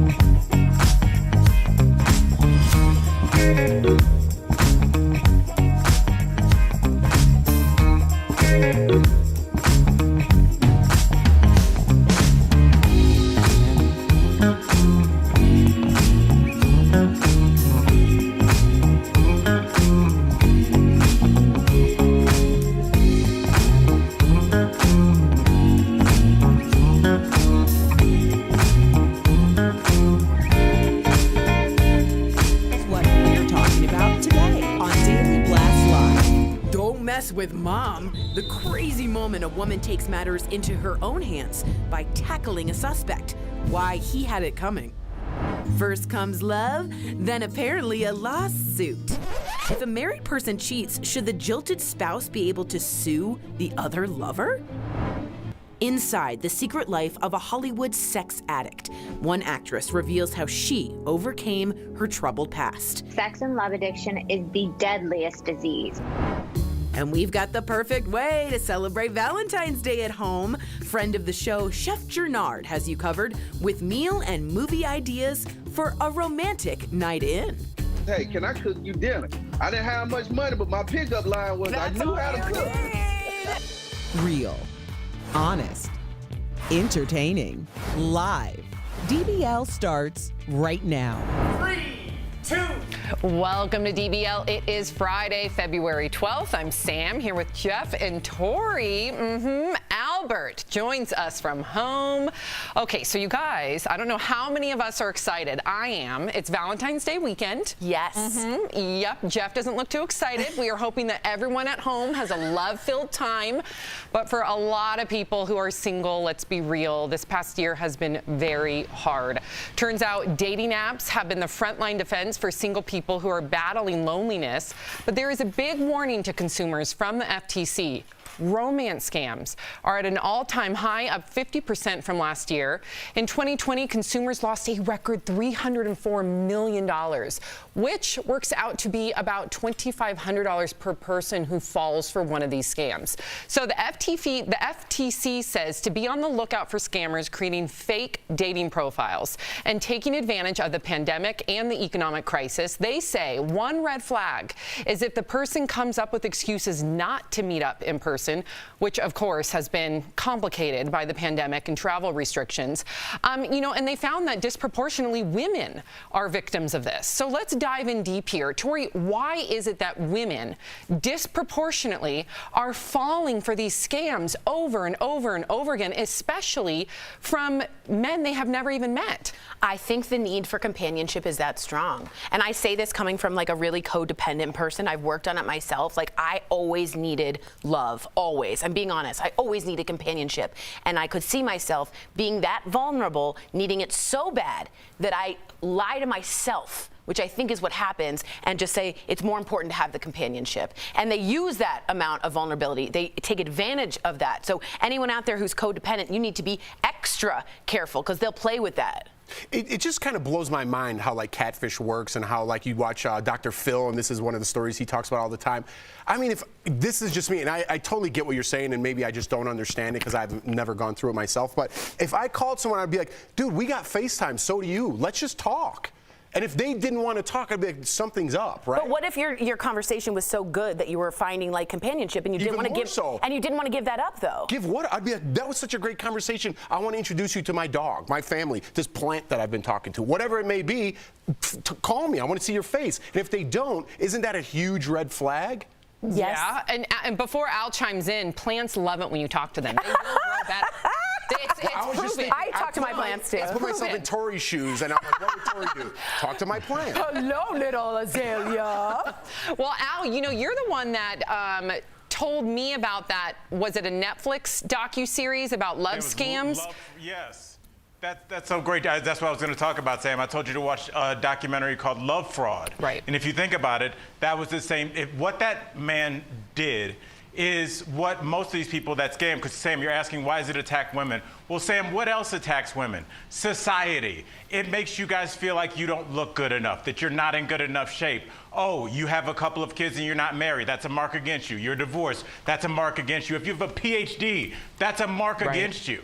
So women are always made to feel worthless in this society, and that's where these love scammers come in. They come in and they say, hey, you're beautiful. Hey, no one understands you like I do. And after decades of being mentally swamped with all these images about why women are less than, these guys come in with the, hey, I love you, blah, blah, blah. And Jeff, to your point, the reason that this works is because they want to believe it. Right. The reason that they don't go on FaceTime, even though they know it's a scam, is because they have to believe that this person is real, so they have a reason to go on with life. They lie to themselves. That's why they do it. Yeah, it's despicable, though, at the end of the day. What's that? It's despicable. At the end of the day, it's despicable. 100%. It's preying on the weakest people, yes. Yeah, and Al, I loved your explanation. That actually makes a lot of sense. Okay, so speaking of women, don't mess with moms. That's the takeaway from the video we're about to show you. A woman in Texas tackles, look at this. Whoa, a 19-year-old suspect she caught peeping into her 15-year-old daughter's window after he tried to run away. Police dash cam caught the whole thing. Here's what she said police told her after her NFL-style takedown. Fist bumped me and he was like, hey, so I heard Texans are looking for a new linebacker. Ooh, the 19-year-old suspect is facing charges.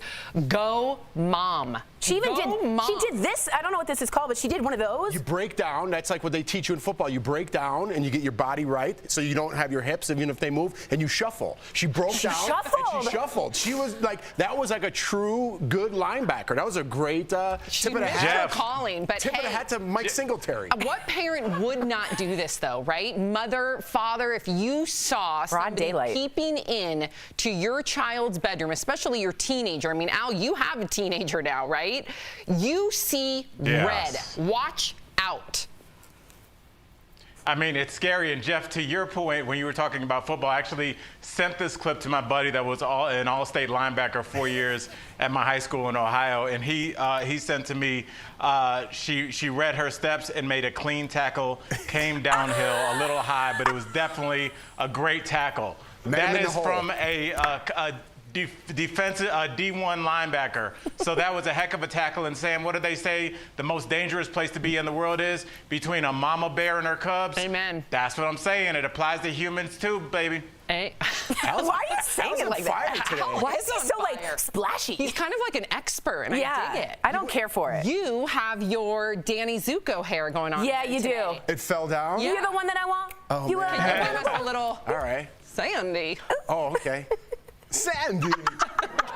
It's very Christopher Walken, too. It's good. You're lucky it's Friday. Terrible. You got it out. No, it's good, Tori. Terrible. Come on, Look Tori. at Tori. You cannot compliment me in the presence of Tori. So keep them to yourself. If you guys got one, tell me after. You sounded like you were having a stroke. Sandy. Oh, that. What? Yeah. Yamahama. I'll stick around. Coming up on DBL Inside the Secret Life of a Hollywood sex addict. Yep, one actress shares her emotional journey of redemption and salvation. Plus, get cooking this Valentine's weekend. Chef Jannard is bringing us an easy, mouth-watering recipe sure to satisfy your sweetie. And we are busting the biggest love and romance myths around. It's getting spicy. That's coming up next.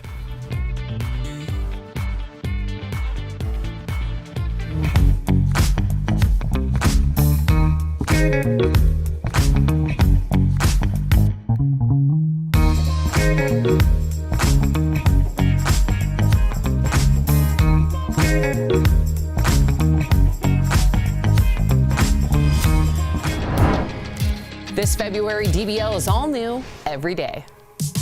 No, I think that's ridiculous. Really? Okay. Like, it is such a joke. I was shocked.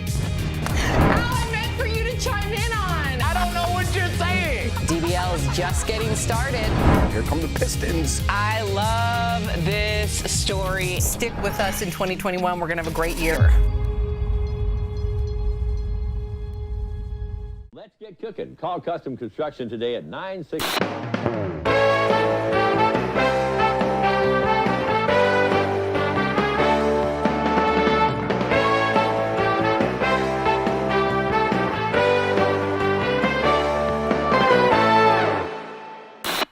Wonders why she still has gas after taking.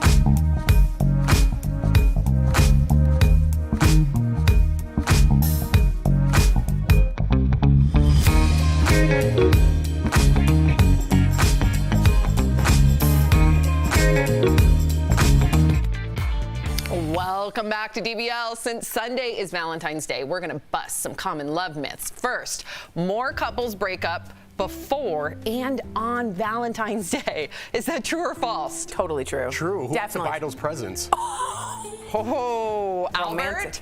That's smart. That's Okay, fine. I agree. you didn't True. give an answer, but okay. That's actually true. According to I agree. After you said that's smart, according to dating experts, many couples have a fight or breakup before or on Valentine's Day. Stressful. Pressure cooker. Very classy, my answer. Here's another one. True or false? Men care more about sex than women. False.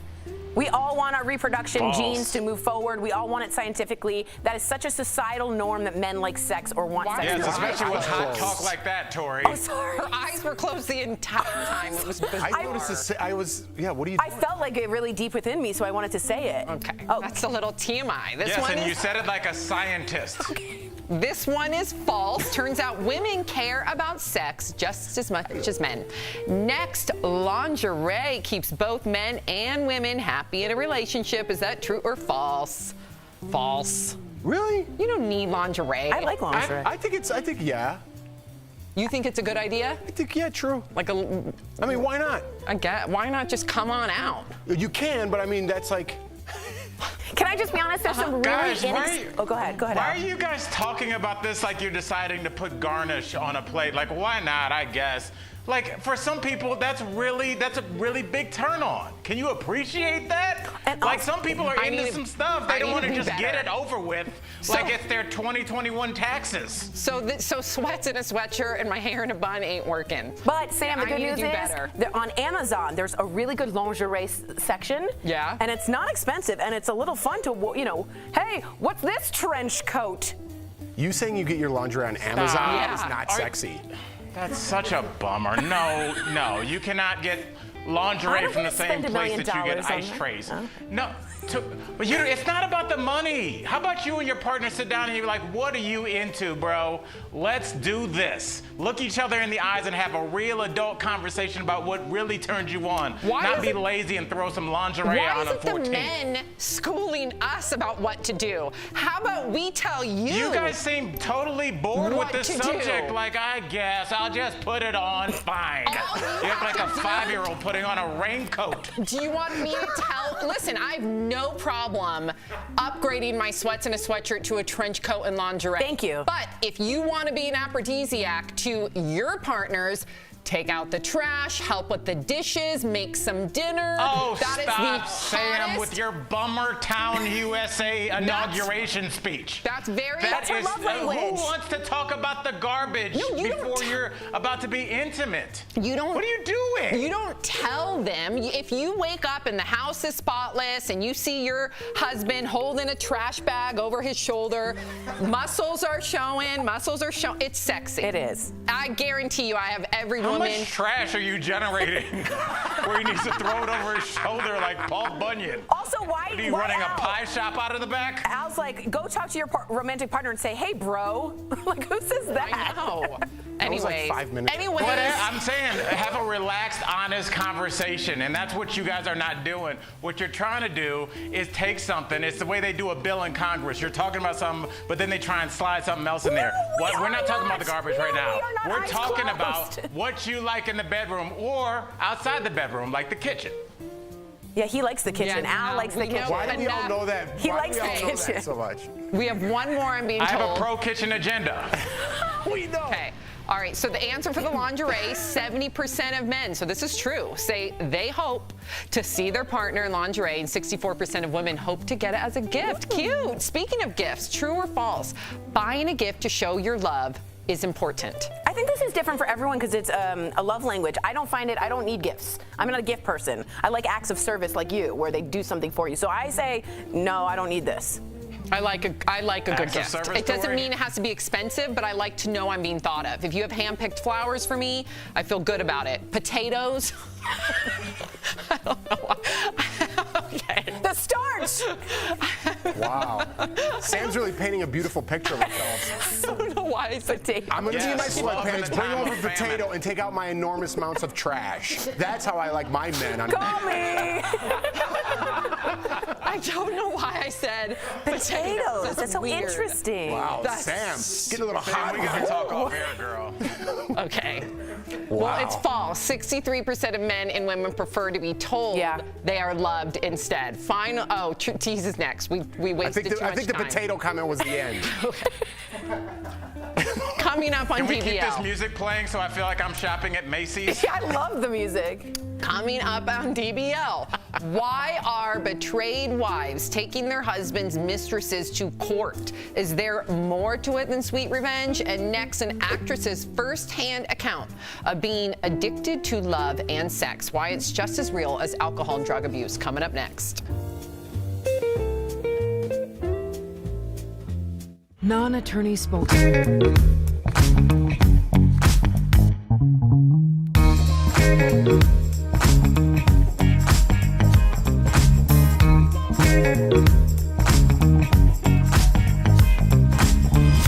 This February, DBL is all new every day. Like, it is such a joke. No, hold on. I was shocked. I don't know what you're saying. Here come the Pistons. I love this story. Stick with us in 2021. We're going to have a great year. Brianne Davis, welcome to DBL, actress, director, and now author. You have been recovering from sex and love addiction for 11 years now. Can you put into perspective how it is the same disease as alcohol and drug addiction? First of all, I want to say that sex and love addiction is the deadliest disease. It's actually worse than drugs and alcohol.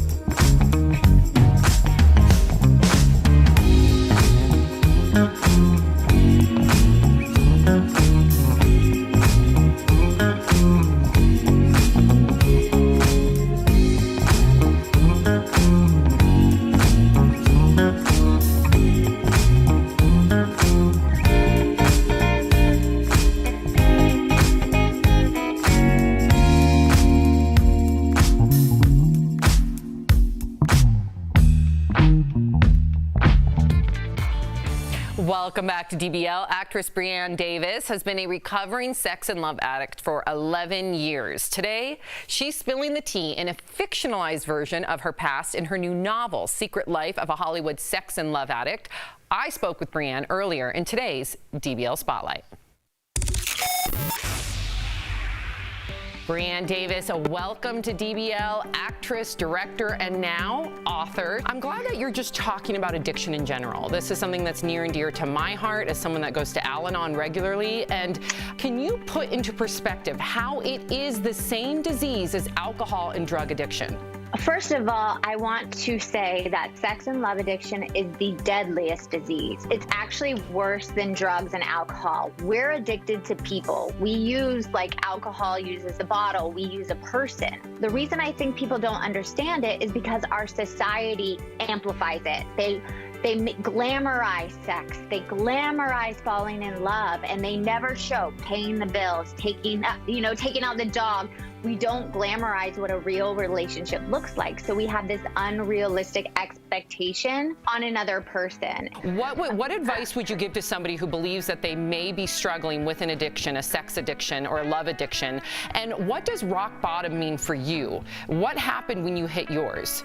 So my first advice would be there's 40 questions on Sex Love Addicts Anonymous. And if you answer yes to more than 5, this may be something you should look into. For me, my bottoms look like this. I found myself after a traumatic experience in my life where a mentor died. And I found myself 2 days later on a movie set, on location, about to blow up my relationship with my boyfriend I live with that I loved. And it just made me think, like, here's someone I love, I care about, I would be best friends with, and I'm flirting with someone I don't even like. It was just this huge reality check for me. Like, it's me. The problem is me, not the other people. Interesting. So what's it like to be in recovery from sex and love addiction, and how has it affected your romantic relationships? We just heard that story, but now that you are in recovery, how has that shifted? Well, here's the beautiful thing I like to say. I'm still with the same man today. Yes. We've been together for 16 years. He, you know, it's not like I got sober in this program, then found the perfect partner, because there is no perfect partner. There is no soulmate. No one should complete you. You complete you. So on the other side, I have this freedom now as a woman too, that no one fills me, no attention fills me, no message fills me, no like on Instagram or TikTok fills me. I fill myself, and that is the best thing I have done for myself, and nobody can take that away. Amen. I'm so happy that you're saying this, and I'm just so absolutely proud of your courage to speak out and to get help, because hopefully someone watching will say, that's me. I need to get help. So I believe that you will inspire other people to recover. So before we go, can you give us a sneak peek of what kind of trouble Roxanne gets into? Oh my God, she gets in so much trouble. She gets caught and with 2 boyfriends, one in New York and one in LA, and she finds out, like, whoops, in the middle of her driveway, and then she has a botched threesome that's amazingly funny. And every story in here is based on somebody, but I'll never tell you who it is. Oh, that is so juicy, Brienne. I love that, because then our minds can kind of run wild, right? So I'm glad that you gave us that little nugget. Very exciting. So to all of our viewers out there, be sure to pick up a copy of Secret Life of a Hollywood Sex and Love Addict, and tune into Brienne's Secret Life podcast for more stories of addiction and recovery. Brienne Davis, I appreciate you. I appreciate your honesty. Thank you for stopping by. We'll be right back. Thanks. Promotional consideration is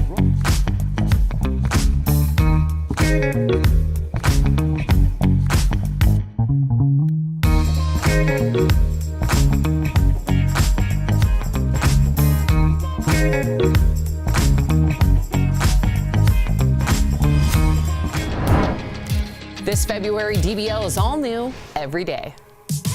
No, I think that's ridiculous. Really? Okay. Like, it is such a joke. I was shocked. I meant for you to chime in on. I don't know what you're saying. DBL is just getting started. Here come the Pistons. I love this story. Stick with us in 2021. We're going to have a great year.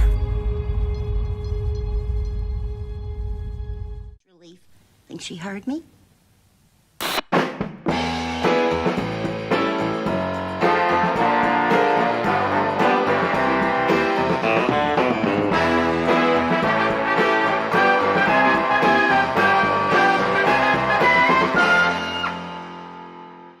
Is America's #1 choice in minivans.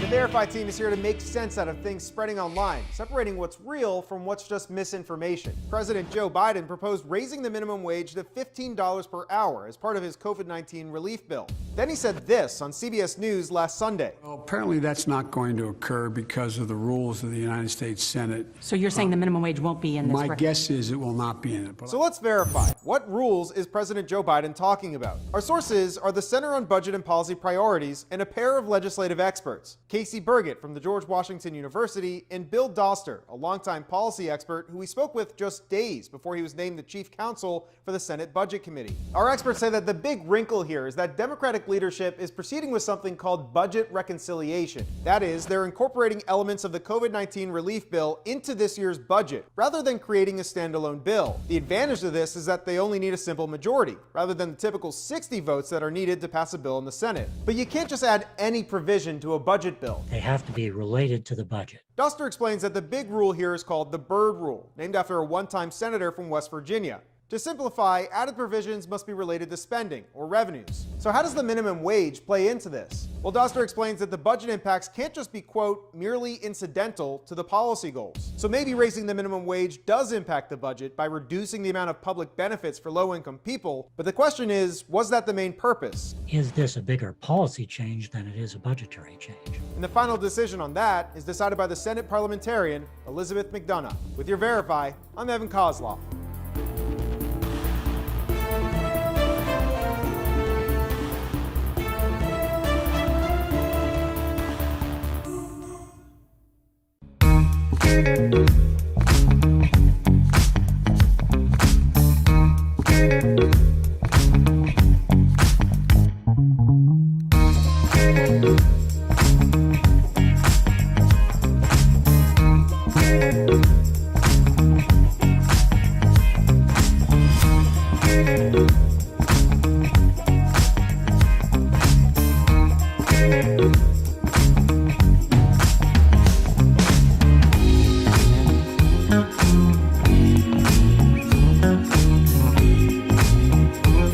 Nighttime soap stars of the 80s. Where are they now? Charlene Tilton and Patrick Duffy from Dallas. Sue Ellen guzzling down her booze, or, little Lucy sleeping with everybody but the family tractor. And Knots Landing stars Michelle Lee and Joan Van Ark. Behind the scenes secrets from the sexiest soaps of the 80s. All next week only on DBL. Welcome back to DBL. We got a lot of comments. Lakeisha says, y'all are hilarious. The chemistry is amazing. I love this show. Thank you. Betty says, Sam's love language, potatoes. What if you went home and Mark was dressed up like Mr. Potato Head? No, that's not going to do it. But if he was cooking me some yummy potatoes, that Get a would do giant it. hat on and giant hands. Would you just take it off? No. With big glasses. Really quick, Sherry Powers also wrote in, potatoes, the new aphrodisiac. And someone wrote in, au gratin. Okay. All right. If you're leaving us, you can catch the second half of the show on Facebook or YouTube. But if you're sticking around, here is what's coming up. Chef Gernard is helping us get cooking in the kitchen for Valentine's Day. And Justin Timberlake is apologizing to Britney Spears for his past behavior. But is it too little, too late? DBL's new every day. We'll be right back.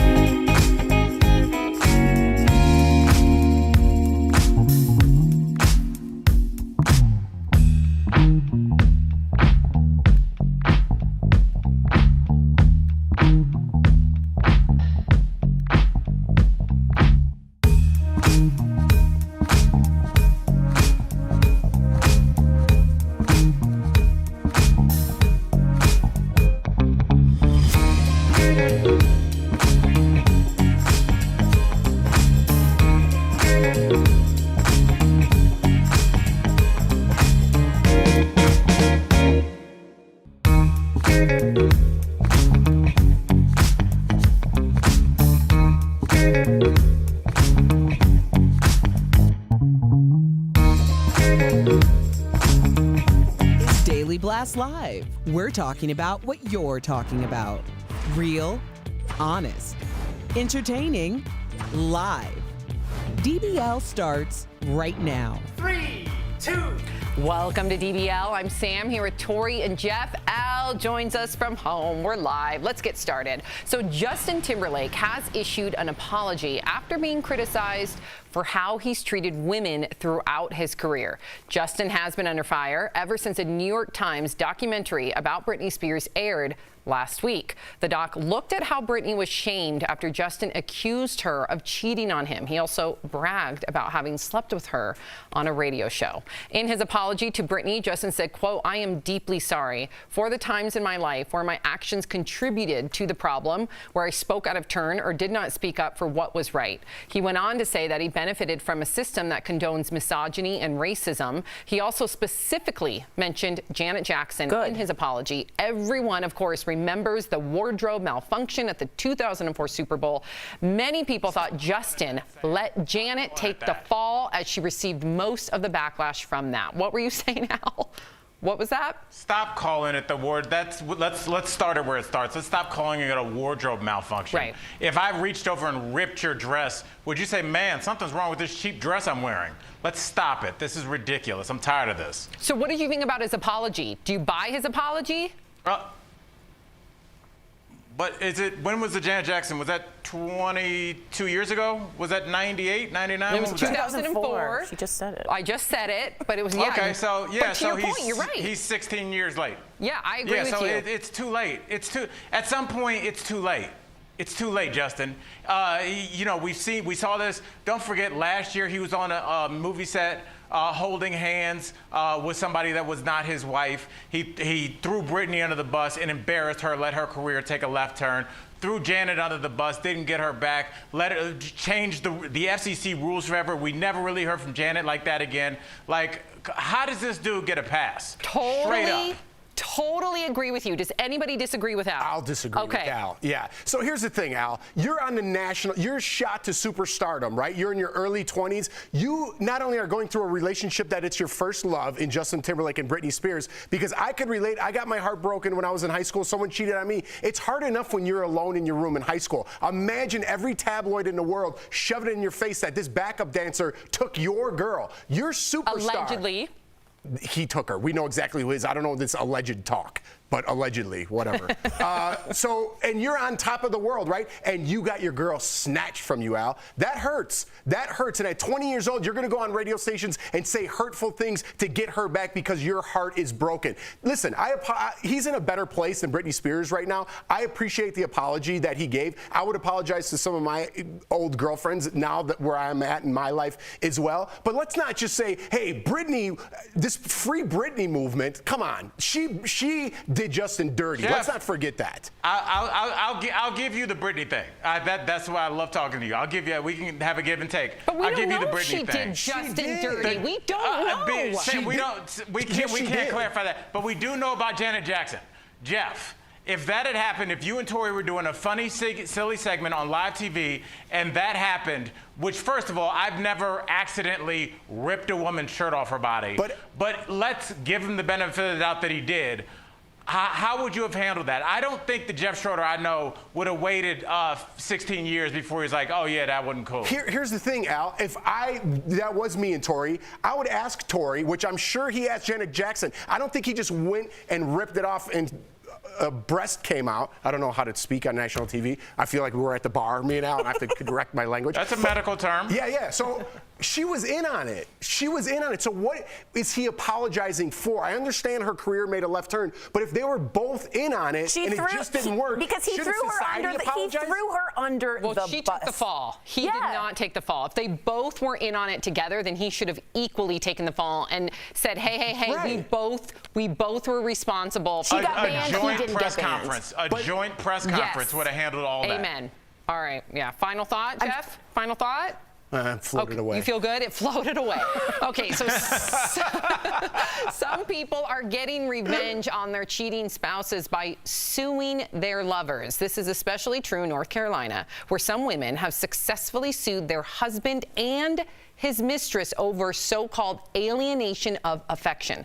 The jilted spouse has to prove that some degree of love existed in the marriage and that the malicious conduct of a third party contributed to the love being lost. According to an article in Elle magazine, some former wives in North Carolina have been awarded millions of dollars in damages. Tori, you're shaking your head. Yeah, this is wrong in 3 ways, and it's outdated. Laws are outdated. They're antiquated. Remember Loving v. Virginia. Blacks couldn't marry a white person back then in 1967? Yeah, something like really close. Right. So this A puts women as the wicked witch, right? It's never to do with men.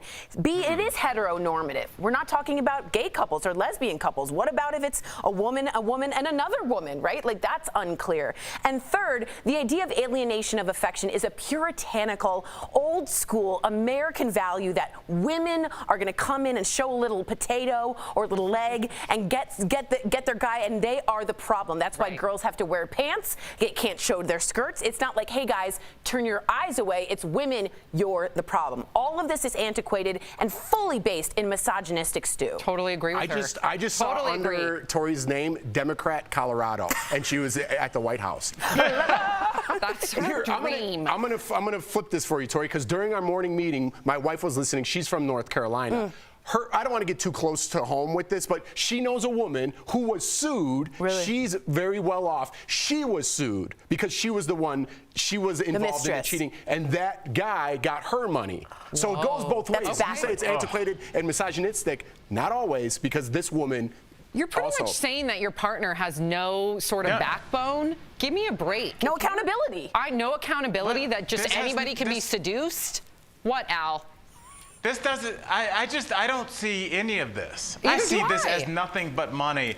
Anytime you are talking about an emotion and trying to put it in if I was a painter and I came to your house, Sam, and our contract said, Sam has to love it, what does that even mean? Like, that's not something, the job has to be completed, and here's how we know it's done. So when you start talking about emotions, a contract should automatically be null and void because there's no way to measure that. Like, what is love to me? What is love to Jeff? Like, it's a weird thing. Don't poo-poo on a marriage certificate and a marriage license. I'm just saying when you put it in a contract. Well, that was a weird analogy. That was really weird. But I heard you. I got you. Yeah. But everybody made faces up here. Weird? Everybody made faces up here when you did the painting analogy. You just cannot so you know. put emotions in. Well, he's frozen. You have to say the contract is this. You keep freezing now. Okay, it's Valentine's Day. Sam's the best. So you may be inspired to watch a romantic comedy with your significant other, but we have some little-known facts about a few of your favorites. Did you know that Gwyneth Paltrow was in the running to play Dorothy Boyd in Jerry Maguire? Oh, God. Of course, the part ended up going to Renee Zellweger. She crushed it. You had me at no. What? No, I'm saying Gwyneth. If Gwyneth was in it, I love Renee. Renee Zellweger crushed that spot. Are you sleeping? He's mad. No. Oh my God, he's frozen again. She's online because I think she's messing with the Wi-Fi. Oh, yikes. All right, so here's another. Hugh Grant turned down the role in The Holiday that eventually went to Jude Law. The part was even written for Hugh. It should have been Hugh. Should have been Hugh. I love me Jude Law, but it should have been Can I ask you a question? Yeah. Do you find the sexiness of Jude Law and Hugh Grant at the same rate? Because I find Jude Law a lot sexier than Hugh Grant. Hugh Grant has some sexiness in him. Yes, he does. I think they're equally sexy. Okay, equally. Yeah. Okay. All right. Okay. Okay. All right. They're totally different actors. Yeah, we know they're two different people. We're not idiots. No one's saying that. No, I'm saying that they each bring a different flavor to a role. Hugh Grant has more of the stumbling, bumbling kind of cutesy English guy. Yet Jude Law is very kind of direct and succinct in his words. Like they're a different character. Albert, you sound like a really good film critic. I'm impressed. If you would have dropped that painter line, you would be on fire today. I know. Terrible. Almost had it, Al. Almost. I defend the painter line. No. Okay, we have one more. You can't just say no, Sam, and then it's over. Because I'm trying to get to the next question. Oh, Sam said no. What are you, the president from the Hunger Games? Oh, I guess Sam said no. The producers want me to get one more in. That was sorry, way better I'm trying to do my job. The ultimate rom-com, Pretty Woman, was actually supposed to be a much darker film about two damaged people without a happy ending. Director Gary Marshall's the one that turned it around and made Julia Roberts a star. It's a hooker with a heart of gold. That's the picture. That's the picture. You can't make it other than that. That is the fairy tale. Democrat from Colorado. I don't know. We'll I love Fridays, man. We're just goofy in here.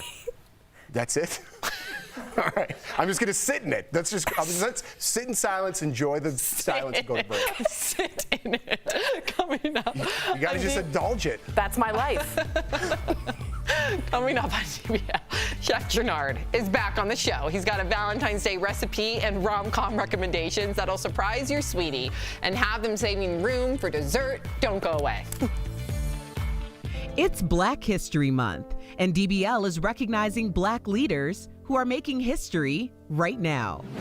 Christian Cooper is not only a popular science fiction editor and writer, he's responsible for minority LGBTQ+ superheroes. And last year he made headlines when he was wrongfully accused of attacking a white woman in Central Park. However, it's his peaceful response to the hate crime that is an example of grace.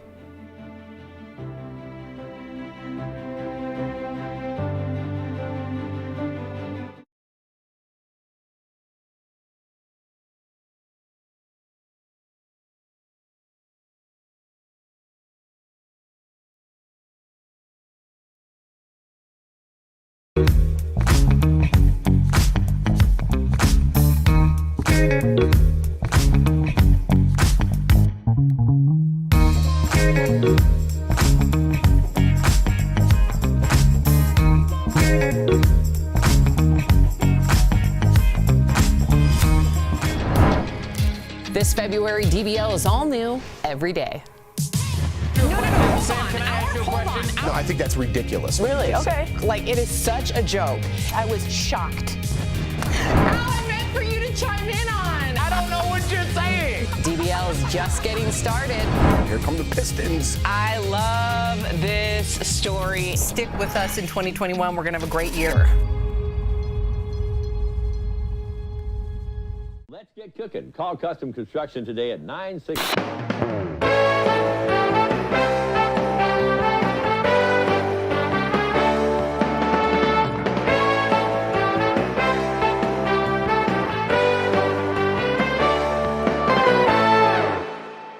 My sister wonders why she still has gas after taking.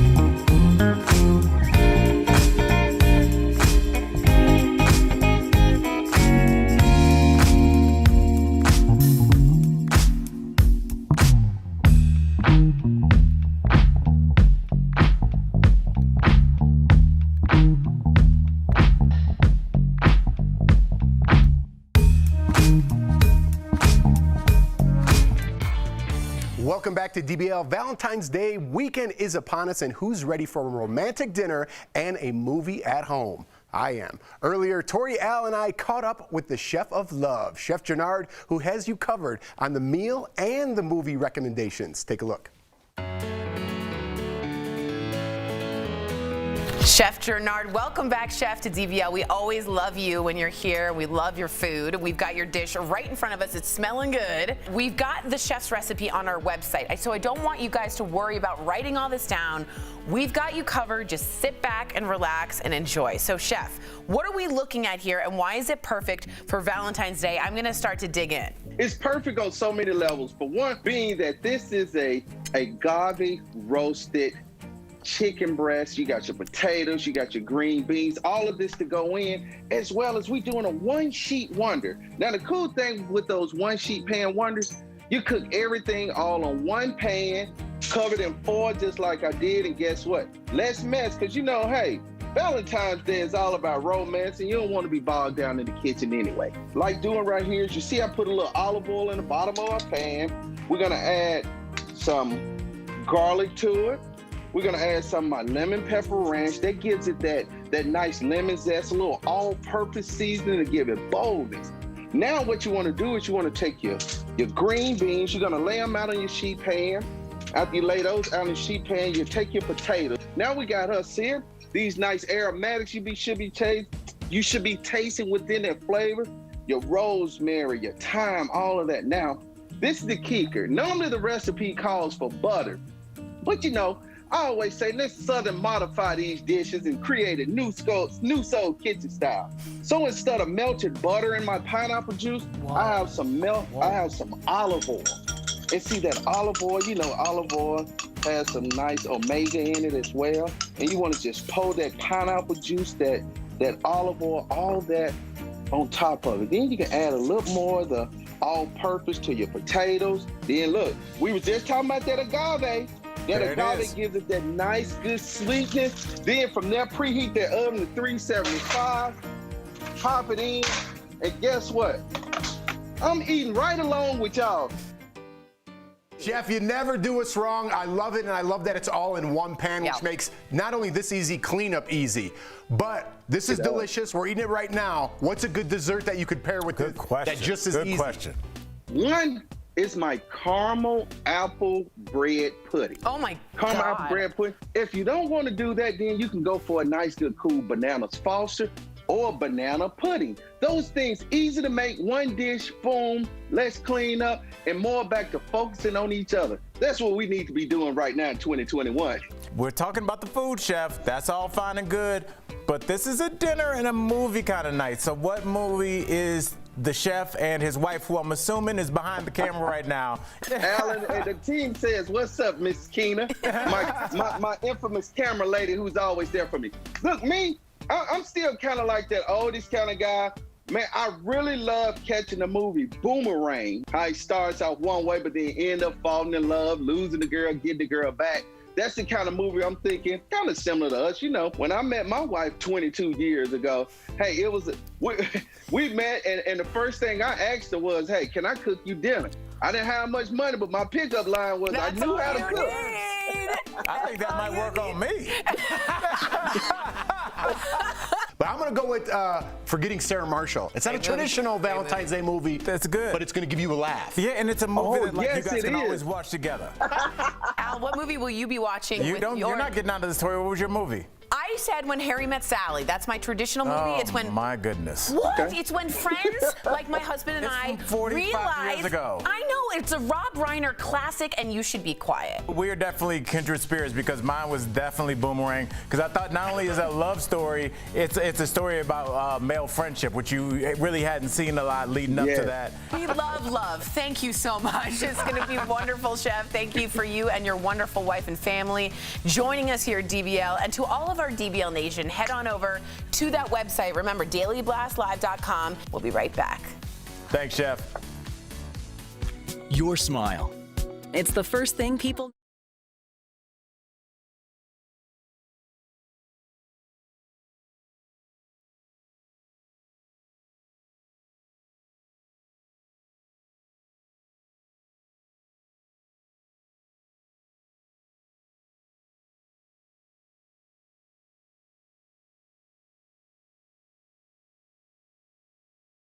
Collectives gave me an even brighter smile. After 30 days, I noticed not just a whiter smile, but a bigger.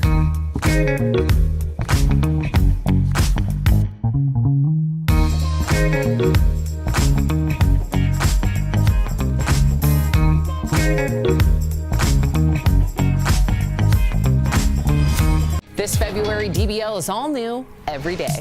Like, it is such a joke. No, hold on. I was shocked. I don't know what you're saying. Here come the Pistons. I love this story. Stick with us in 2021. We're going to have a great year. Brianne Davis, welcome to DBL, actress, director, and now author. You have been recovering from sex and love addiction for 11 years now. Can you put into perspective how it is the same disease as alcohol and drug addiction? First of all, I want to say that sex and love addiction is the deadliest disease. It's actually worse than drugs and alcohol.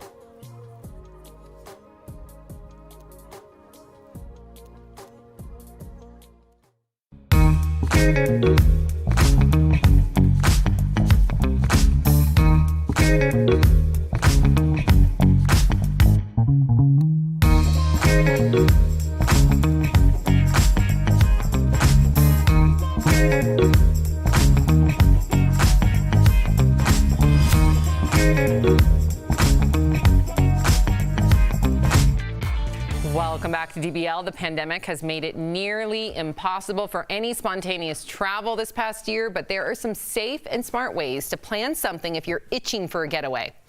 We're chatting about it in today's DBL Drive, sponsored by CarShield. So one option, treat yourself to a staycation by spending the weekend at a nearby hotel and getting the spa treatment you deserve. Second, for the outdoor lovers, book a boat trip within your state. It's a great way to stay socially distant outside with close family or friends. And last, you can get out of your comfort zone by booking a weekend with your local adventure guide. Try something new like rafting or rock climbing.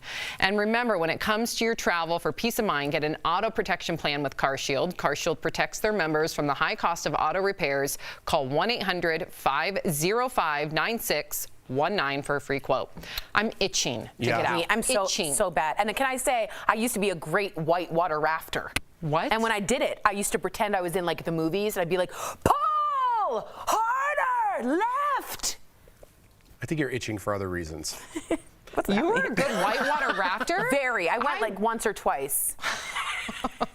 But I felt really good about it. What level it was? We went on class 5 rapids. Whoa. Yeah. That's actually Class 5? Yeah. That's a big deal. It was a big deal. That's a pro right there. That sounds like a class lie. It was there was a gulch, and we had to get out of it. Oh, Al's here. Al's here. Al, we were told you weren't here. I was just laughing. I'm sorry. You think Tori went on a class 5 rapids? I have pictures. That was a crazy, insane lie. No, I have pictures. I have pictures. I believe you, Tori. Thank you. No doubt. I will bring in proof. Yeah, Tori's you will. in her pool on one of those unicorn rafts with a helmet on, like a crazy person. And a cocktail in her hand. For sure. We'll be right back. It's not true. Promotional consideration is brought to you by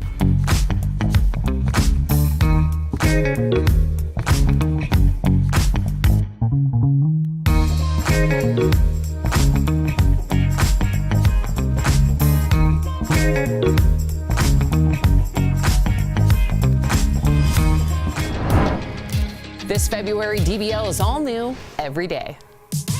Hold on. No, I think that's ridiculous. Really? Okay. Like, it is such a joke. I was shocked. I meant for you to chime in on. I don't know what you're saying. DBL is just getting started. Here come the Pistons. I love this story. Stick with us in 2021. We're going to have a great year. Relief. Think she heard me?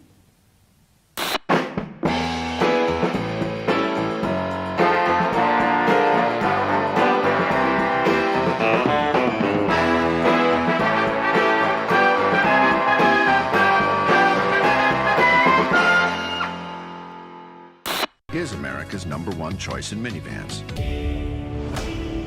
The Verify team is here to make sense out of things spreading online, separating what's real from what's just misinformation. President Joe Biden proposed raising the minimum wage to $15 per hour as part of his COVID-19 relief bill. Then he said this on CBS News last Sunday. Well, apparently that's not going to occur because of the rules of the United States Senate. So you're saying the minimum wage won't be in this? My guess is it will not be in it. But So let's verify. What rules is President Joe Biden talking about? Our sources are the Center on Budget and Policy Priorities and a pair of legislative experts, Casey Burgett from the George Washington University and Bill Doster, a longtime policy expert who we spoke with just days before he was named the chief counsel for the Senate Budget Committee. Our experts say that the big wrinkle here is that Democratic Trump leadership is proceeding with something called budget reconciliation. That is, they're incorporating elements of the COVID-19 relief bill into this year's budget, rather than creating a standalone bill. The advantage of this is that they only need a simple majority, rather than the typical 60 votes that are needed to pass a bill in the Senate. But you can't just add any provision to a budget bill. They have to be related to the budget. Duster explains that the big rule here is called the Byrd Rule, named after a one-time senator from West Virginia.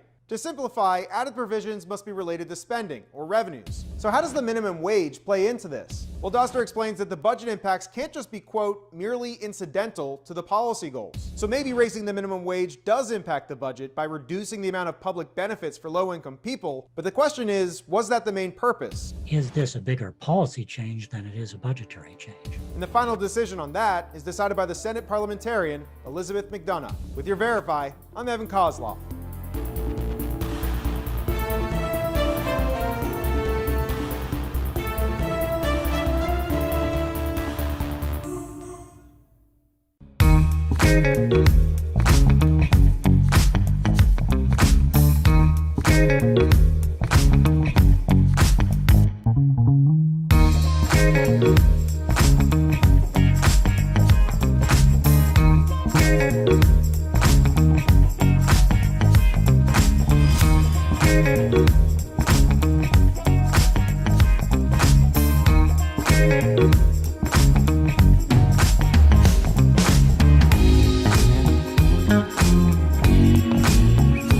DBL, your favorite nighttime soap stars of the 80s. Where are they now?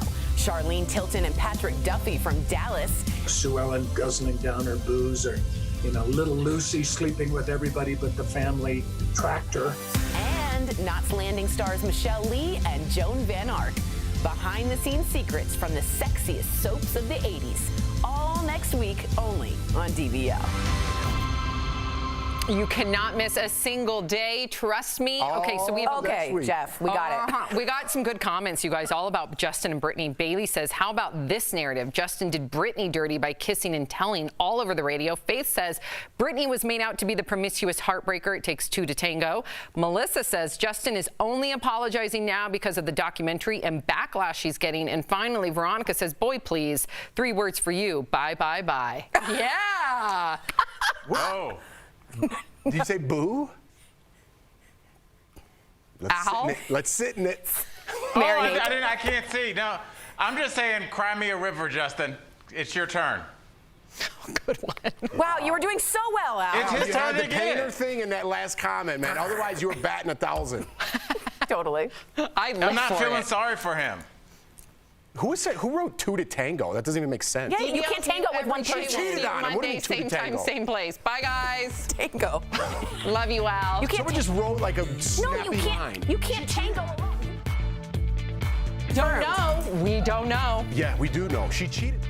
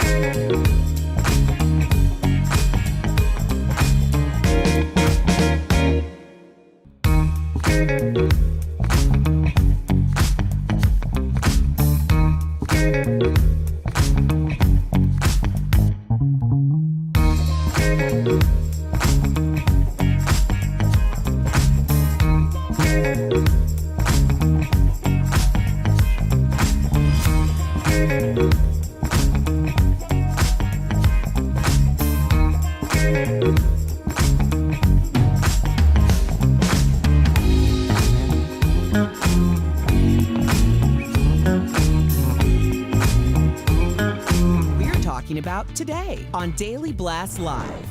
Don't mess with mom. The crazy moment a woman takes matters into her own hands by tackling a suspect. Why he had it coming. First comes love, then apparently a lawsuit.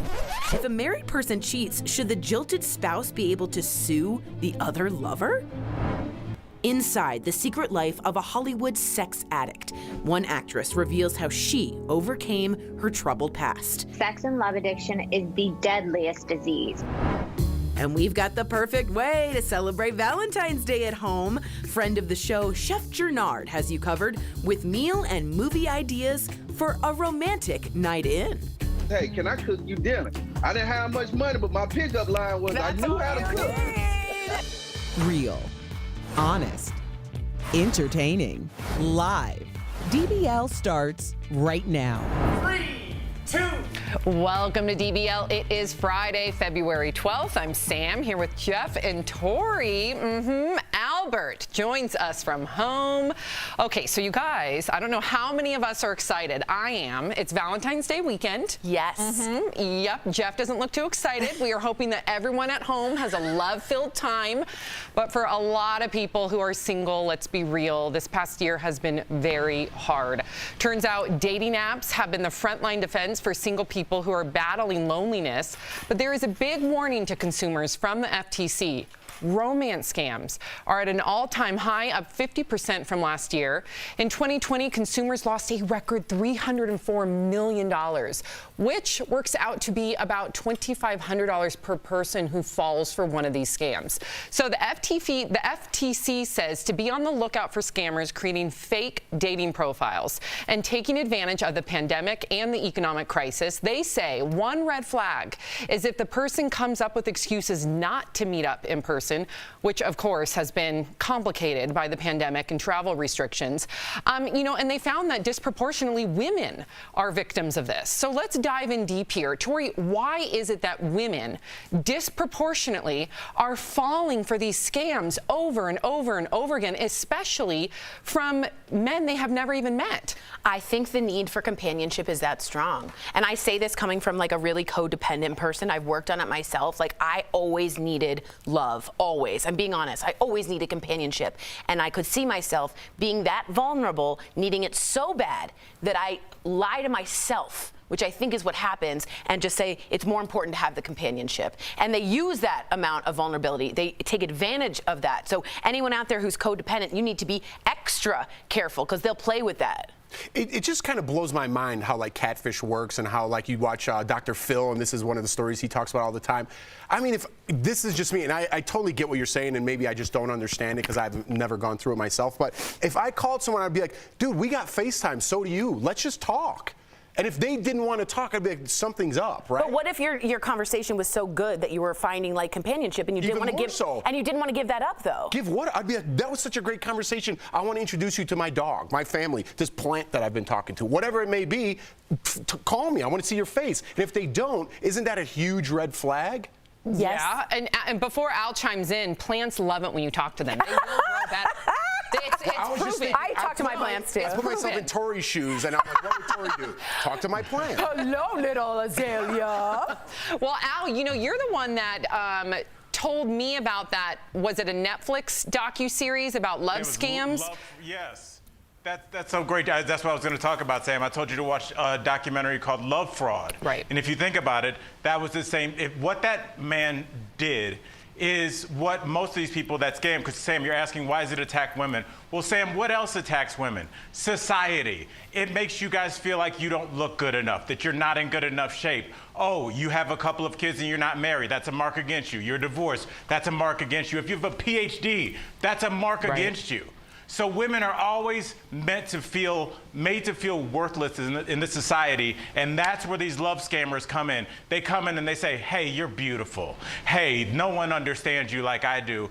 And after decades of being mentally swamped with all these images about why women are less than, these guys come in with the, hey, I love you, blah, blah, blah. And Jeff, to your point, the reason that this works is because they want to believe it. Right. The reason that they don't go on FaceTime, even though they know it's a scam, is because they have to believe that this person is real, so they have a reason to go on with life. They lie to themselves. That's why they do it. Yeah, it's despicable, though, at the end of the day. What's that? It's despicable. At the end of the day, it's despicable. 100%. It's preying on the weakest people, yes. Yeah, and Al, I loved your explanation. That actually makes a lot of sense. Okay, so speaking of women, don't mess with moms. That's the takeaway from the video we're about to show you. A woman in Texas tackles, look at this. Whoa, a 19-year-old suspect she caught peeping into her 15-year-old daughter's window after he tried to run away. Police dash cam caught the whole thing. Here's what she said police told her after her NFL-style takedown. Cop, fist bumped me, and he was like, hey, so I heard Texans are looking for a new linebacker. Ooh, the 19-year-old suspect is facing charges. Go mom. She even did this. I don't know what this is called, but she did one of those. You break down. That's like what they teach you in football. You break down and you get your body right so you don't have your hips even if they move, and you shuffle. She broke down and she shuffled. She was like, that was like a true good linebacker. That was a great tip of the hat. Calling, but tip of the hat to Mike Singletary. What parent would not do this though, right? Mother, father, if you saw somebody peeping in to your child's bedroom, especially your teenager. I mean, Al, you have a teenager now, right? You see red. Watch out. I mean, it's scary. And Jeff, to your point, when you were talking about football, I actually sent this clip to my buddy that was an all-state linebacker 4 years at my high school in Ohio. And he sent to me, she read her steps and made a clean tackle, came downhill a little high, but it was definitely a great tackle. That is from a defensive D1 linebacker. So that was a heck of a tackle. And Sam, what do they say the most dangerous place to be in the world is? Between a mama bear and her cubs? Amen. That's what I'm saying. It applies to humans too, baby. Hey. Why are you saying it like that? Today. Why is he so splashy? He's kind of like an expert, and I dig it. I don't care for it. You have your Danny Zuko hair going on. Yeah, you do. It fell down? You're the one that I want? Oh, you Can you give us a little all right. Sandy? Oh, okay. Sandy. It's very Christopher Walken, too. It's good. You're lucky it's Friday. Terrible. You got it out. No, it's good, Tori. Terrible. Come on, Look Tori. at Tori. You cannot compliment me in the presence of Tori. So keep it to yourself. If you guys got one, tell me after. You sounded like you were having a stroke. Sandy. Oh, that. What? Yeah. Yamahama. Al, stick around. Coming up on DBL, inside the secret life of a Hollywood sex addict. Yep, one actress shares her emotional journey of redemption and salvation. Plus, get cooking this Valentine's weekend. Chef Jannard is bringing us an easy, mouth-watering recipe sure to satisfy your sweetie. And we are busting the biggest love and romance myths around. It's getting spicy. That's coming up next.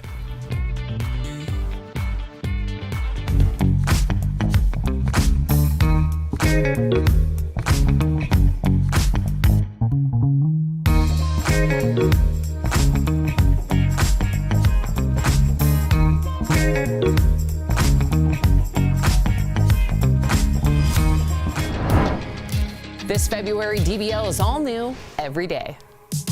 No, I think that's ridiculous. Really? Okay. Like, it is such a joke. I was shocked. I meant for you to chime in on. I don't know what you're saying. DBL is just getting started. Here come the Pistons. I love this story. Stick with us in 2021. We're going to have a great year. Let's get cooking. Call Custom Construction today at 960.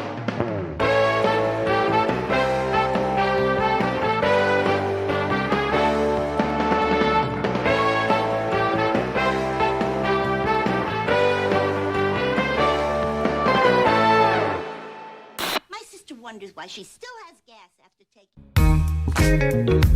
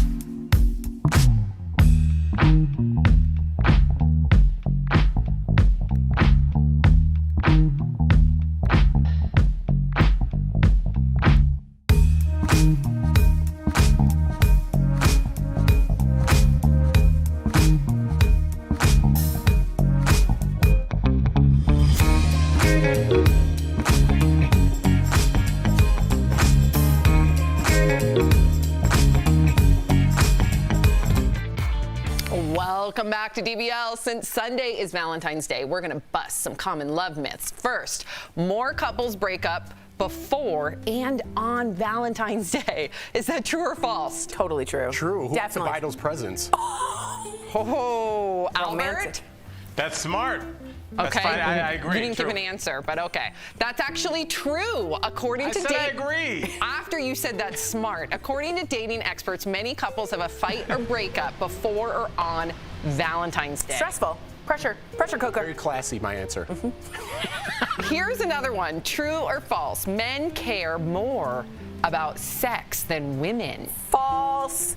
We all want our reproduction False. genes to move forward. We all want it scientifically. That is such a societal norm that men like sex or want sex. Yes, with especially with hot close. talk like that, Tori. Oh, sorry. Her eyes were closed the entire time. It was bizarre. I noticed this. I was, yeah, what are you I doing? felt like it really deep within me, so I wanted to say it. Okay, Oh. that's a little TMI. This Yes, one and is you said it like a scientist. This one is false. Turns out women care about sex just as much as men. Next, lingerie keeps both men and women happy in a relationship. Is that true or false? False. Really? You don't need lingerie. I like lingerie. I think, yeah. You think it's a good idea? I think, yeah, true. Like a, I mean, why not? I get. Why not just come on out? You can, but I mean, that's like... Can I just be honest? There's some really Guys, Oh, go ahead. Go ahead. Why Al. are you guys talking about this like you're deciding to put garnish on a plate? Like, why not, I guess? Like, for some people, that's a really big turn on. Can you appreciate that? And like, also- some people are I into need to- some stuff. I They don't need want to to be just get better. it over with like it's their 2021 taxes. So sweats in a sweatshirt and my hair in a bun ain't working. But Sam, the I good need to news do is better. on Amazon, there's a really good lingerie section. Yeah. And it's not expensive, and it's a little fun to, hey, what's this trench coat? You saying you get your lingerie on Amazon Yeah. is not sexy. That's such a bummer. No, you cannot get I lingerie don't from the wanna same spend $1 place million that you get on ice that. trays. Huh? No, but it's not about the money. How about you and your partner sit down and you're like, what are you into, bro?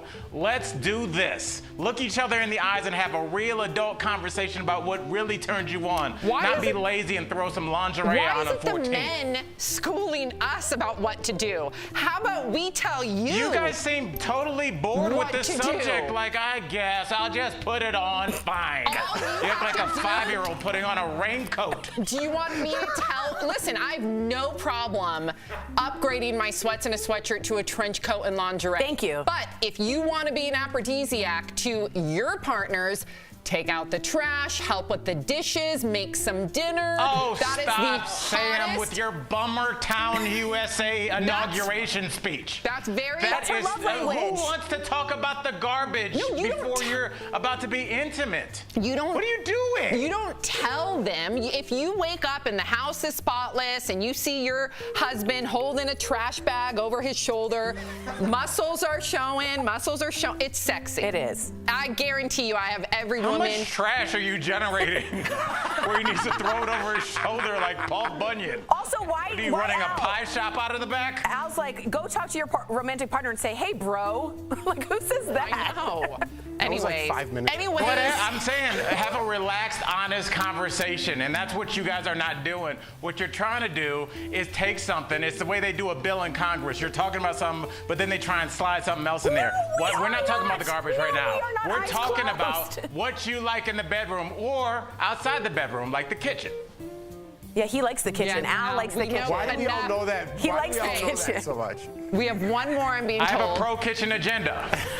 We know. Okay. All right, so the answer for the lingerie, 70% of men, so this is true, say they hope to see their partner in lingerie, and 64% of women hope to get it as a gift. Cute. Speaking of gifts, true or false, buying a gift to show your love is important. I think this is different for everyone because it's a love language. I don't need gifts. I'm not a gift person. I like acts of service like you, where they do something for you. So I say, no, I don't need this. I like a good gift. It doesn't mean it has to be expensive, but I like to know I'm being thought of. If you have hand-picked flowers for me, I feel good about it. Potatoes. I don't know why. Okay. The starch. Wow. Sam's really painting a beautiful picture of herself. I don't know why I said potato. I'm going to do my sweatpants, bring over a potato, and take out my enormous amounts of trash. That's how I like my men. Call me. I don't know why I said potatoes. That's so weird. Interesting. Wow, Sam, getting a little hot. We gotta talk off air, girl. Okay. Wow. Well, it's false. 63% of men and women prefer to be told they are loved instead. Final. Oh, tease is next. We wasted too much time. I think the potato comment was the end. Coming up on Can we DBL. keep this music playing so I feel like I'm shopping at Macy's? Yeah, I love the music. Coming up on DBL, why are betrayed wives taking their husbands' mistresses to court? Is there more to it than sweet revenge? And next, an actress's first-hand account of being addicted to love and sex. Why it's just as real as alcohol and drug abuse. Coming up next.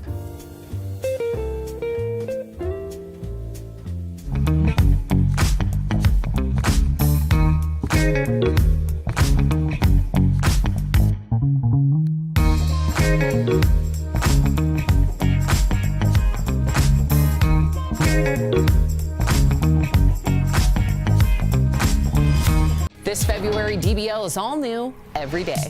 Like, it is such a joke. No, hold on. I was shocked. I don't know what you're saying. Here come the Pistons. I love this story. Stick with us in 2021. We're going to have a great year.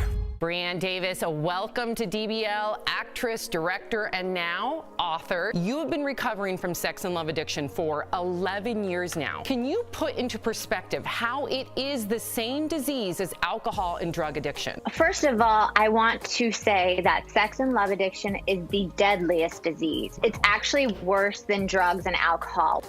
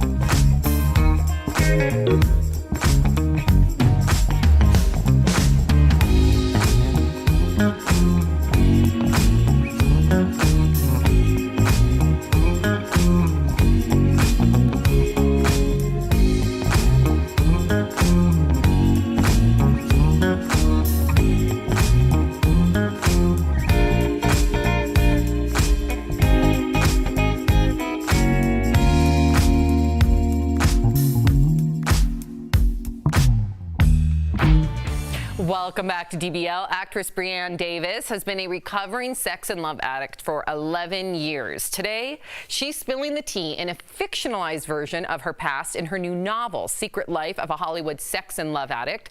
I spoke with Brianne earlier in today's DBL Spotlight. Brianne Davis, welcome to DBL, actress, director, and now author. I'm glad that you're just talking about addiction in general. This is something that's near and dear to my heart as someone that goes to Al-Anon regularly. And can you put into perspective how it is the same disease as alcohol and drug addiction? First of all, I want to say that sex and love addiction is the deadliest disease. It's actually worse than drugs and alcohol. We're addicted to people. We use, like alcohol uses a bottle, we use a person. The reason I think people don't understand it is because our society amplifies it. They glamorize sex, they glamorize falling in love, and they never show paying the bills, taking out the dog. We don't glamorize what a real relationship looks like. So we have this unrealistic expectation on another person. What advice would you give to somebody who believes that they may be struggling with an addiction, a sex addiction or a love addiction? And what does rock bottom mean for you? What happened when you hit yours? So my first advice would be there's 40 questions on Sex Love Addicts Anonymous. And if you answer yes to more than 5, this may be something you should look into. For me, my bottoms look like this. I found myself after a traumatic experience in my life where a mentor died. And I found myself 2 days later on a movie set, on location, about to blow up my relationship with my boyfriend I live with that I loved. And it just made me think, like, here's someone I love, I care about, I would be best friends with, and I'm flirting with someone I don't even like. It was just this huge reality check for me. Like, it's me. The problem is me, not the other people. Interesting. So what's it like to be in recovery from sex and love addiction, and how has it affected your romantic relationships? We just heard that story, but now that you are in recovery, how has that shifted? Well, here's the beautiful thing I like to say. I'm still with the same man today. Yes. We've been together for 16 years. He, it's not like I got sober in this program, then found the perfect partner, because there is no perfect partner. There is no soulmate. No one should complete you. You complete you. So on the other side, I have this freedom now as a woman too, that no one fills me, no attention fills me, no message fills me, no like on Instagram or TikTok fills me. I fill myself, and that is the best thing I have done for myself, and nobody can take that away. Oh, amen. I'm so happy that you're saying this, and I'm just so absolutely proud of your courage to speak out and to get help, because hopefully someone watching will say, that's me. I need to get help. So I believe that you will inspire other people to recover. So before we go, can you give us a sneak peek of what kind of trouble Roxanne gets into? Oh my God, she gets in so much trouble. She gets caught with 2 boyfriends, one in New York and one in LA. And she finds out, like, whoops, in the middle of her driveway. And then she has a botched threesome that's amazingly funny. And every story in here is based on somebody, but I'll never tell you who it is. Oh, that is so juicy, Brianne. I love that, because then our minds can kind of run wild, right? So I'm glad that you gave us that little nugget. Very exciting. So to all of our viewers out there, be sure to pick up a copy of Secret Life of a Hollywood Sex and Love Addict, and tune into Brianne's Secret Life podcast for more stories of addiction and recovery. Brianne Davis, I appreciate you. I appreciate your honesty. Thank you for stopping by. We'll be right back. Thanks. Promotional consideration is brought to you by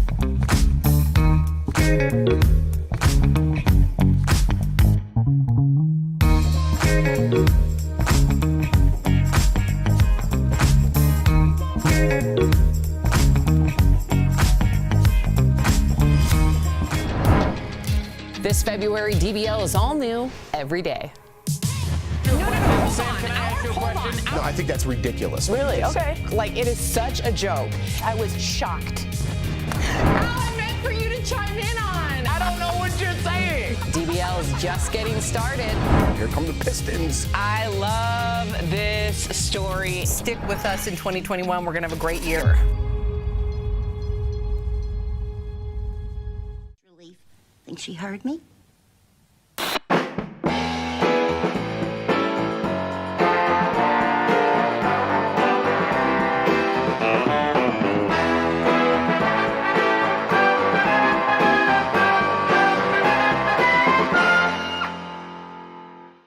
is America's #1 choice in minivans. The Verify team is here to make sense out of things spreading online, separating what's real from what's just misinformation. President Joe Biden proposed raising the minimum wage to $15 per hour as part of his COVID-19 relief bill. Then he said this on CBS News last Sunday. Well, apparently that's not going to occur because of the rules of the United States Senate. So you're saying the minimum wage won't be in this? My guess is it will not be in it. So let's verify. What rules is President Joe Biden talking about? Our sources are the Center on Budget and Policy Priorities and a pair of legislative experts, Casey Burgett from the George Washington University and Bill Doster, a longtime policy expert who we spoke with just days before he was named the chief counsel for the Senate Budget Committee. Our experts say that the big wrinkle here is that Democratic leadership is proceeding with something called budget reconciliation. That is, they're incorporating elements of the COVID-19 relief bill into this year's budget, rather than creating a standalone bill. The advantage of this is that they only need a simple majority, rather than the typical 60 votes that are needed to pass a bill in the Senate. But you can't just add any provision to a budget bill. They have to be related to the budget. Doster explains that the big rule here is called the Byrd Rule, named after a one-time senator from West Virginia. To simplify, added provisions must be related to spending or revenues. So how does the minimum wage play into this? Well, Doster explains that the budget impacts can't just be, quote, merely incidental to the policy goals. So maybe raising the minimum wage does impact the budget by reducing the amount of public benefits for low-income people, but the question is, was that the main purpose? Is this a bigger policy change than it is a budgetary change? And the final decision on that is decided by the Senate parliamentarian, Elizabeth McDonough. With your Verify, I'm Evan Kozloff.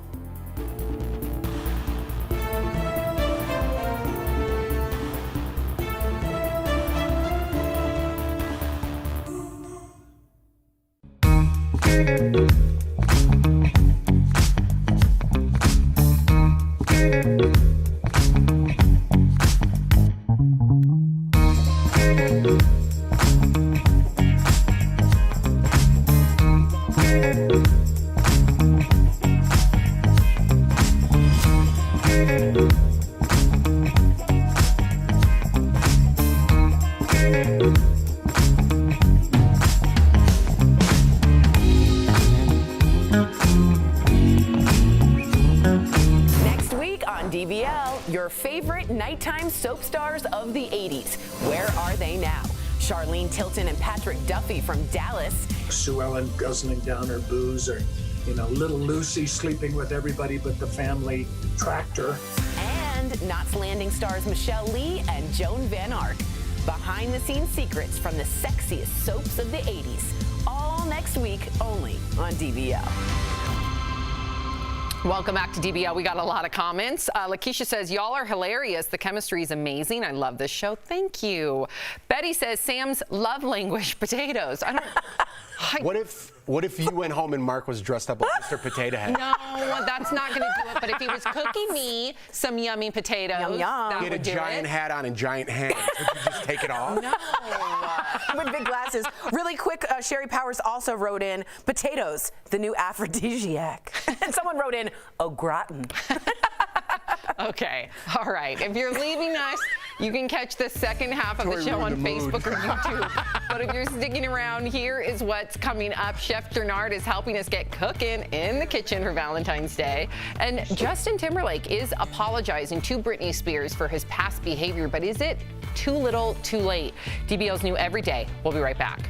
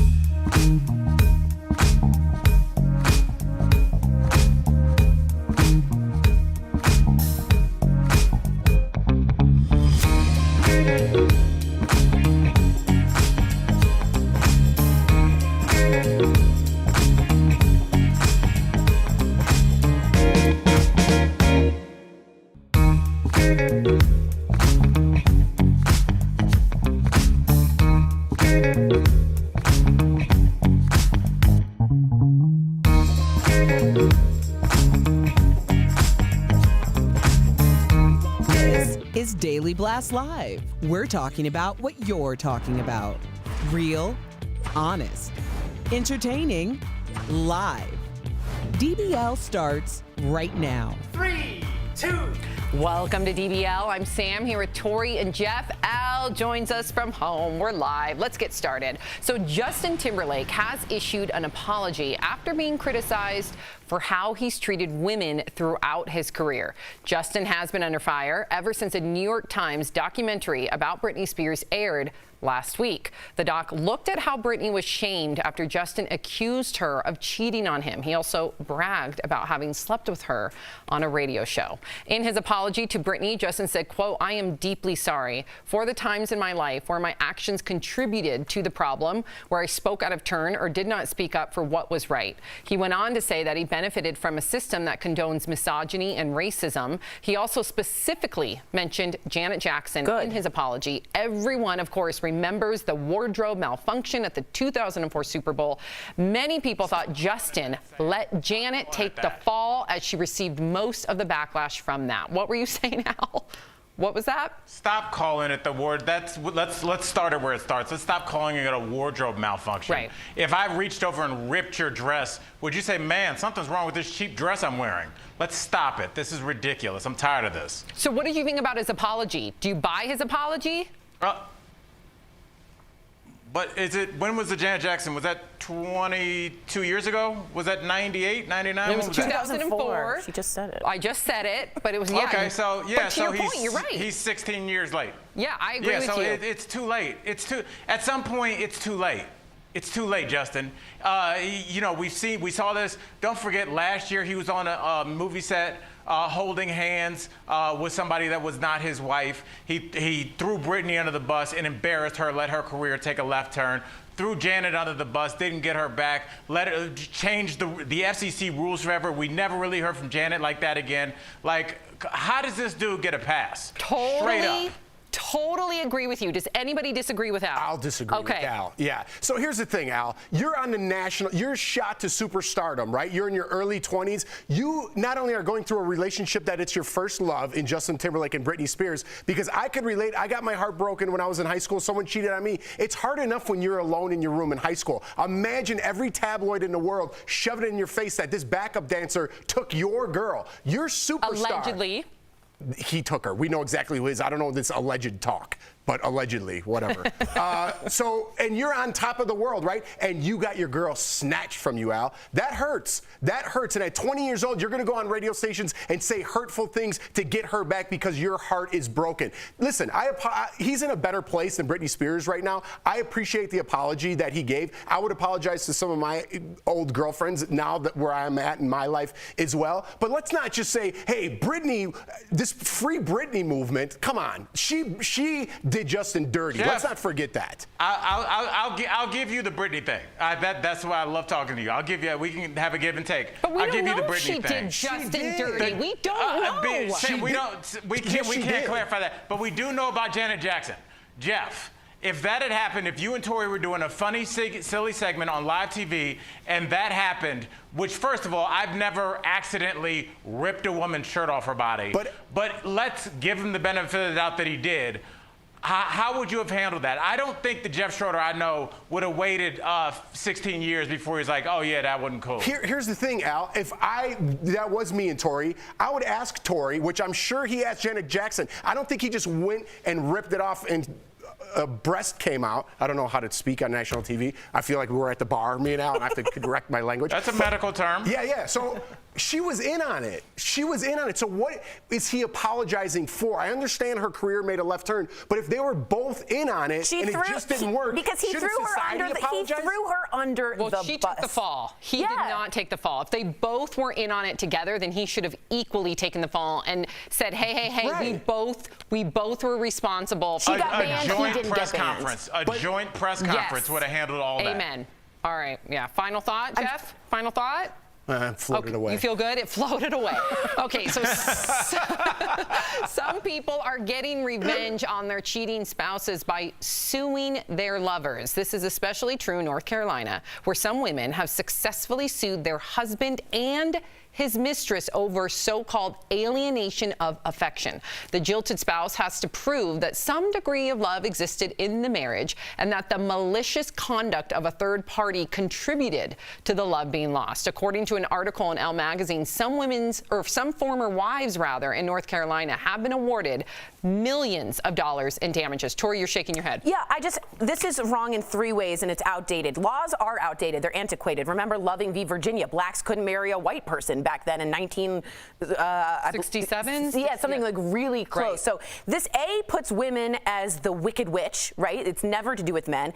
B, it is heteronormative. We're not talking about gay couples or lesbian couples. What about if it's a woman, and another woman, right? Like, that's unclear. And third, the idea of alienation of affection is a puritanical, old school American value that women are going to come in and show a little potato or a little leg and get their guy, and they are the problem. That's why girls have to wear pants. They can't show their skirts. It's not like, hey guys, turn your eyes away. It's women, you're the problem. All of this is antiquated and fully based in misogynistic stew. Totally agree with her. I just saw under Tori's name, Democrat Colorado, and she was at the White House. That's her dream. I'm gonna flip this for you, Tori, because during our morning meeting, my wife was listening. She's from North Carolina.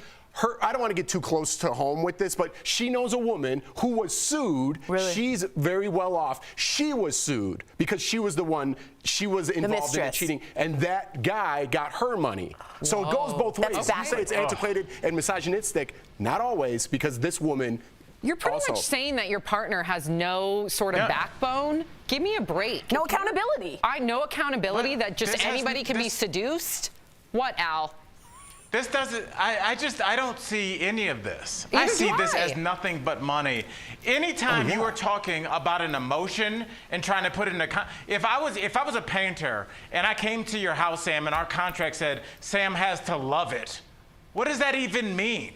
Like, that's not something, the job has to be completed, and here's how we know it's done. So when you start talking about emotions, a contract should automatically be null and void because there's no way to measure that. Like, what is love to me? What is love to Jeff? Like, it's a weird thing. Don't poo-poo on a marriage certificate and a marriage license. I'm just saying when you put it in a contract. Well, that was a weird analogy. That was really weird. But I heard you. I got you. Yeah. But everybody made faces How is that up here. weird? Everybody made faces up here when you did the painting analogy. You just cannot so you know. put emotions in. Well, he's frozen. You have to say the contract is this. You keep freezing now. Okay, it's Valentine's Day. Sam's the best. So you may be inspired to watch a romantic comedy with your significant other, but we have some little-known facts about a few of your favorites. Did you know that Gwyneth Paltrow was in the running to play Dorothy Boyd in Jerry Maguire? Oh, God. Of course, the part ended up going to Renee Zellweger. She crushed it. You had me at no. What? No, I'm saying Gwyneth. If Gwyneth was in it, I love Renee Zellweger crushed that Al, are you spot. sleeping? He's mad. No. Oh my God, he's frozen see if again. She's online because I think she's messing with the Wi-Fi. Oh, yikes. All right, so here's another. Hugh Grant turned down the role in The Holiday that eventually went to Jude Law. The part was even written for Hugh. It should have been Hugh. Should have been Hugh. I love me Jude Law, but it should have been. Can I ask you a question? Yeah. Do you find the sexiness of Jude Law and Hugh Grant at the same rate? Because I find Jude Law a lot sexier than Hugh Grant. Hugh Grant has some sexiness in him. Yes, he does. I think they're equally sexy. Okay, equally. Yeah. Okay. All right. Okay. All right. They're totally different actors. Yeah, we know they're two different people. We're not idiots. No one's saying that. No, I'm saying that they each bring a different flavor to a role. Hugh Grant has more of the stumbling, bumbling kind of cutesy English guy. Yet Jude Law is very kind of direct and succinct in his words. Like they're a different character. Albert, you sound like a really good film critic. I'm impressed. If you would have dropped that painter line, you would be on fire today. I know. Terrible. Almost had it, Al. Almost. I defend the painter line. No. Okay, we have one more. You can't just say no, Sam, and then it's over. Because I'm trying to get to the next question. Oh, Sam said no. What are you, the president from the Hunger Games? Oh, I guess Sam said no. The producers want me to get one more in. That was sorry, way better I'm trying to do my job. The ultimate rom-com, Pretty Woman, was actually supposed to be a much darker film about two damaged people without a happy ending. Director Gary Marshall's the one that turned it around and made Julia Roberts a star. It's a hooker with a heart of gold. That's the picture. That's the picture. You can't make it other than that. That is the fairy tale. Democrat from Colorado. I don't know. I love Fridays, man. We're just goofy in here. That's it? All right. I'm just going to sit in it. Let's sit in silence, enjoy the silence, and go to break. Sit in it. Coming up. You got to just indulge it. That's my life. Coming up on DBL, Chef Gennard is back on the show. He's got a Valentine's Day recipe and rom-com recommendations that'll surprise your sweetie and have them saving room for dessert. Don't go away. It's Black History Month, and DBL is recognizing Black leaders who are making history right now. Christian Cooper is not only a popular science fiction editor and writer, he's responsible for minority LGBTQ+ superheroes. And last year, he made headlines when he was wrongfully accused of attacking a white woman in Central Park. However, it's his peaceful response to the hate crime that is an example of grace.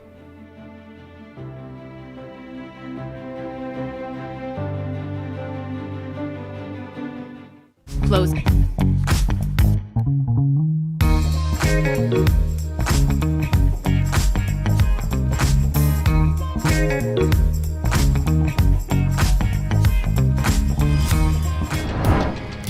This February, DBL is all new every day.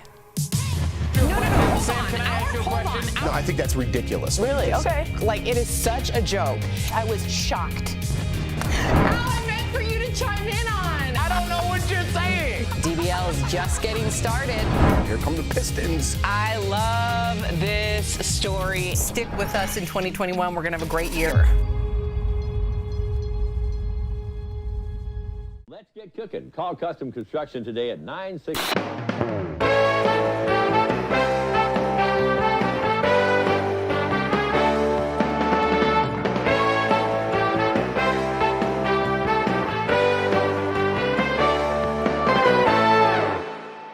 My sister wonders why she still has gas after taking.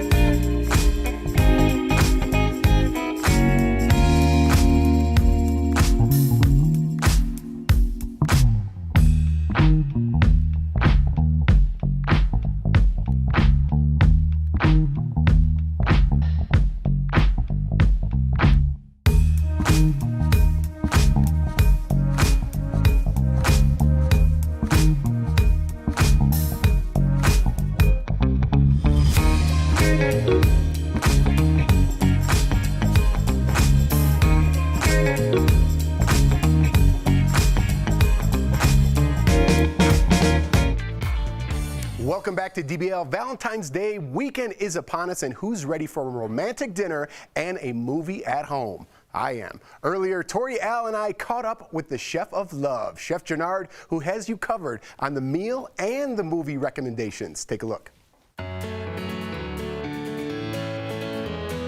Chef Gennard, welcome back, Chef, to DBL. We always love you when you're here. We love your food. We've got your dish right in front of us. It's smelling good. We've got the chef's recipe on our website, so I don't want you guys to worry about writing all this down.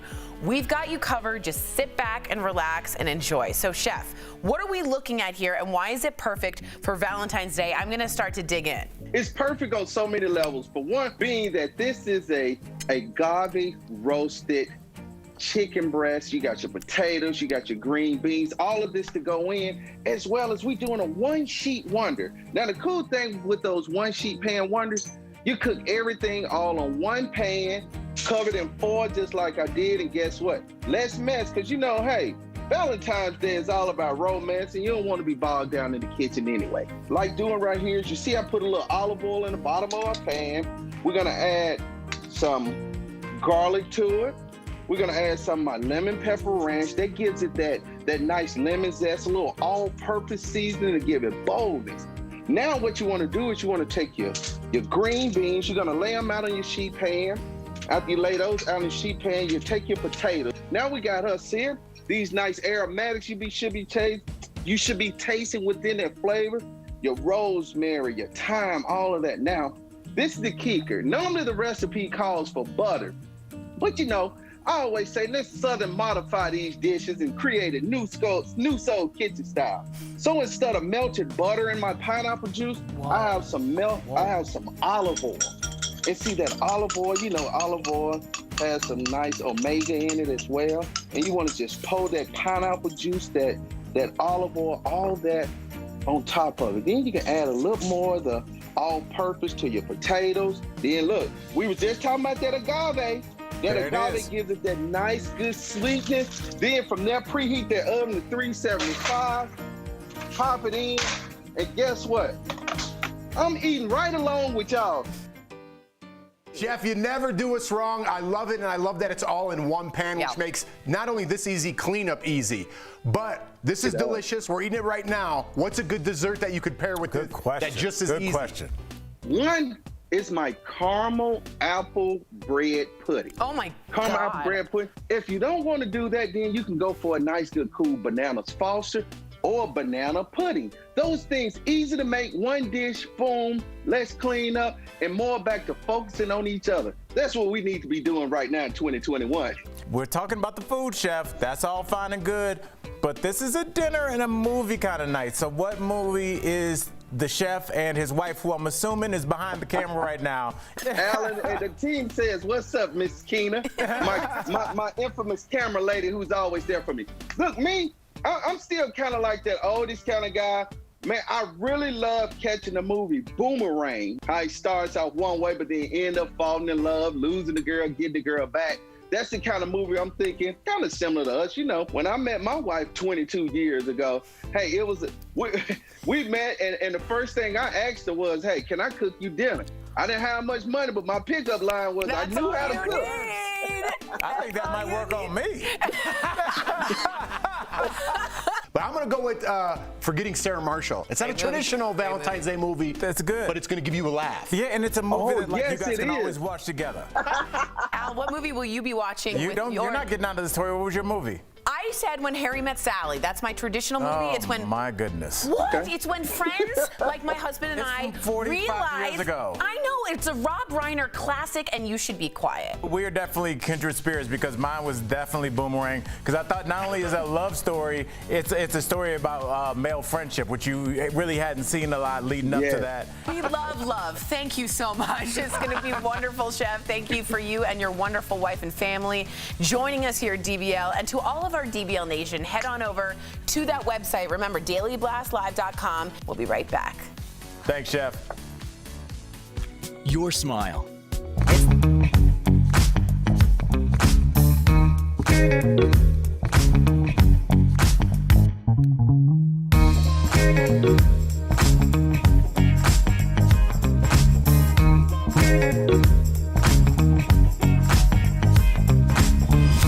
The This February, DBL is all new every day.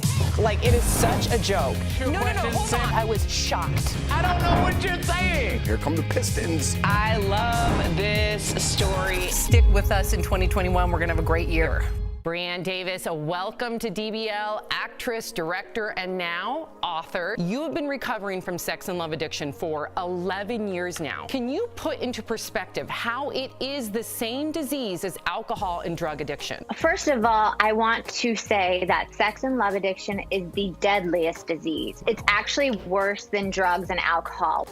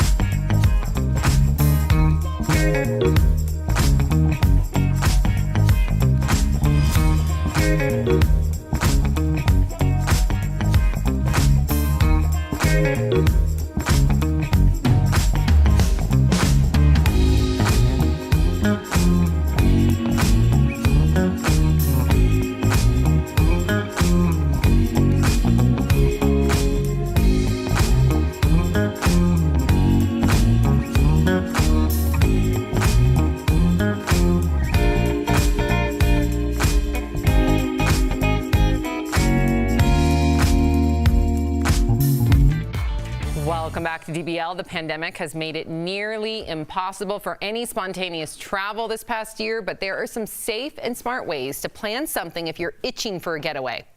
We're chatting about it in today's DBL Drive, sponsored by CarShield. So one option, treat yourself to a staycation by spending the weekend at a nearby hotel and getting the spa treatment you deserve. Second, for the outdoor lovers, book a boat trip within your state. It's a great way to stay socially distant outside with close family or friends. And last, you can get out of your comfort zone by booking a weekend with your local adventure guide. Try something new like rafting or rock climbing. And remember, when it comes to your travel, for peace of mind, get an auto protection plan with CarShield. CarShield protects their members from the high cost of auto repairs. Call 1-800-505-9619 for a free quote. I'm itching to get out. I'm itching. so bad. And can I say, I used to be a great whitewater rafter. What? And when I did it, I used to pretend I was in like the movies, and I'd be like, Paul, harder, left. I think you're itching for other reasons. You were a good whitewater rafter? Very. I went like once or twice. But I felt really good about it. What level it was? We went on class 5 rapids. Whoa. Yeah. That's actually Class 5? Yeah. That's a big deal. It was a big deal. That's a pro right there. That sounds like a class lie. It was there was a gulch, and we had to get out of it. Oh, Al's here. Al's here. We were told you weren't here. I was just laughing. I'm sorry. You think Tori went on a class 5 rapids? I have pictures. That was a crazy, insane lie. No, I have pictures. I have pictures. I believe you, Tori. Thank you. No doubt. I will bring in proof. Yeah, Tori's you will. in her pool on one of those unicorn rafts with a helmet on, like a crazy person. And a cocktail in her hand. Pretty sure. We'll be right back. It's not true. Promotional consideration is brought to you by At Guild.com, get insider access to coveted designers like Valentino, Chloe, and Dior at up to 70% off retail prices.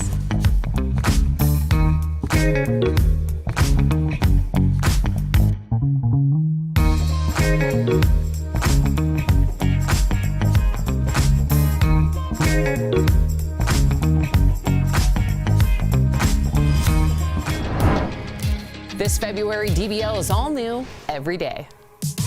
Sam, can I ask you a question? No, I think that's ridiculous. Really? Okay. Like, it is such a joke. I was shocked.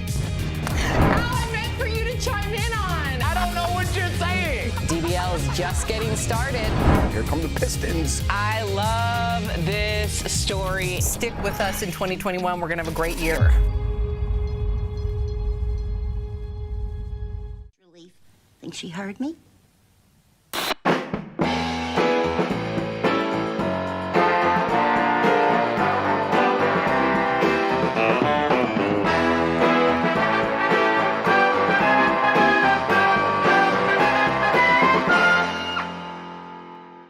Is America's #1 choice in minivans. The Verify team is here to make sense out of things spreading online, separating what's real from what's just misinformation. President Joe Biden proposed raising the minimum wage to $15 per hour as part of his COVID-19 relief bill. Then he said this on CBS News last Sunday. Well, apparently that's not going to occur because of the rules of the United States Senate. So you're saying the minimum wage won't be in this? My guess is it will not be in it. So let's verify. What rules is President Joe Biden talking about? Our sources are the Center on Budget and Policy Priorities and a pair of legislative experts, Casey Burgett from the George Washington University and Bill Doster, a longtime policy expert who we spoke with just days before he was named the chief counsel for the Senate Budget Committee. Our experts say that the big wrinkle here is that Democratic leadership is proceeding with something called budget reconciliation. That is, they're incorporating elements of the COVID-19 relief bill into this year's budget, rather than creating a standalone bill. The advantage of this is that they only need a simple majority, rather than the typical 60 votes that are needed to pass a bill in the Senate. But you can't just add any provision to a budget bill. They have to be related to the budget. Doster explains that the big rule here is called the Byrd Rule, named after a one-time senator from West Virginia. To simplify, added provisions must be related to spending or revenues. So how does the minimum wage play into this? Well, Doster explains that the budget impacts can't just be, quote, merely incidental to the policy goals. So maybe raising the minimum wage does impact the budget by reducing the amount of public benefits for low-income people. But the question is, was that the main purpose? Is this a bigger policy change than it is a budgetary change? And the final decision on that is decided by the Senate parliamentarian, Elizabeth McDonough. With your Verify, I'm Evan Kozloff.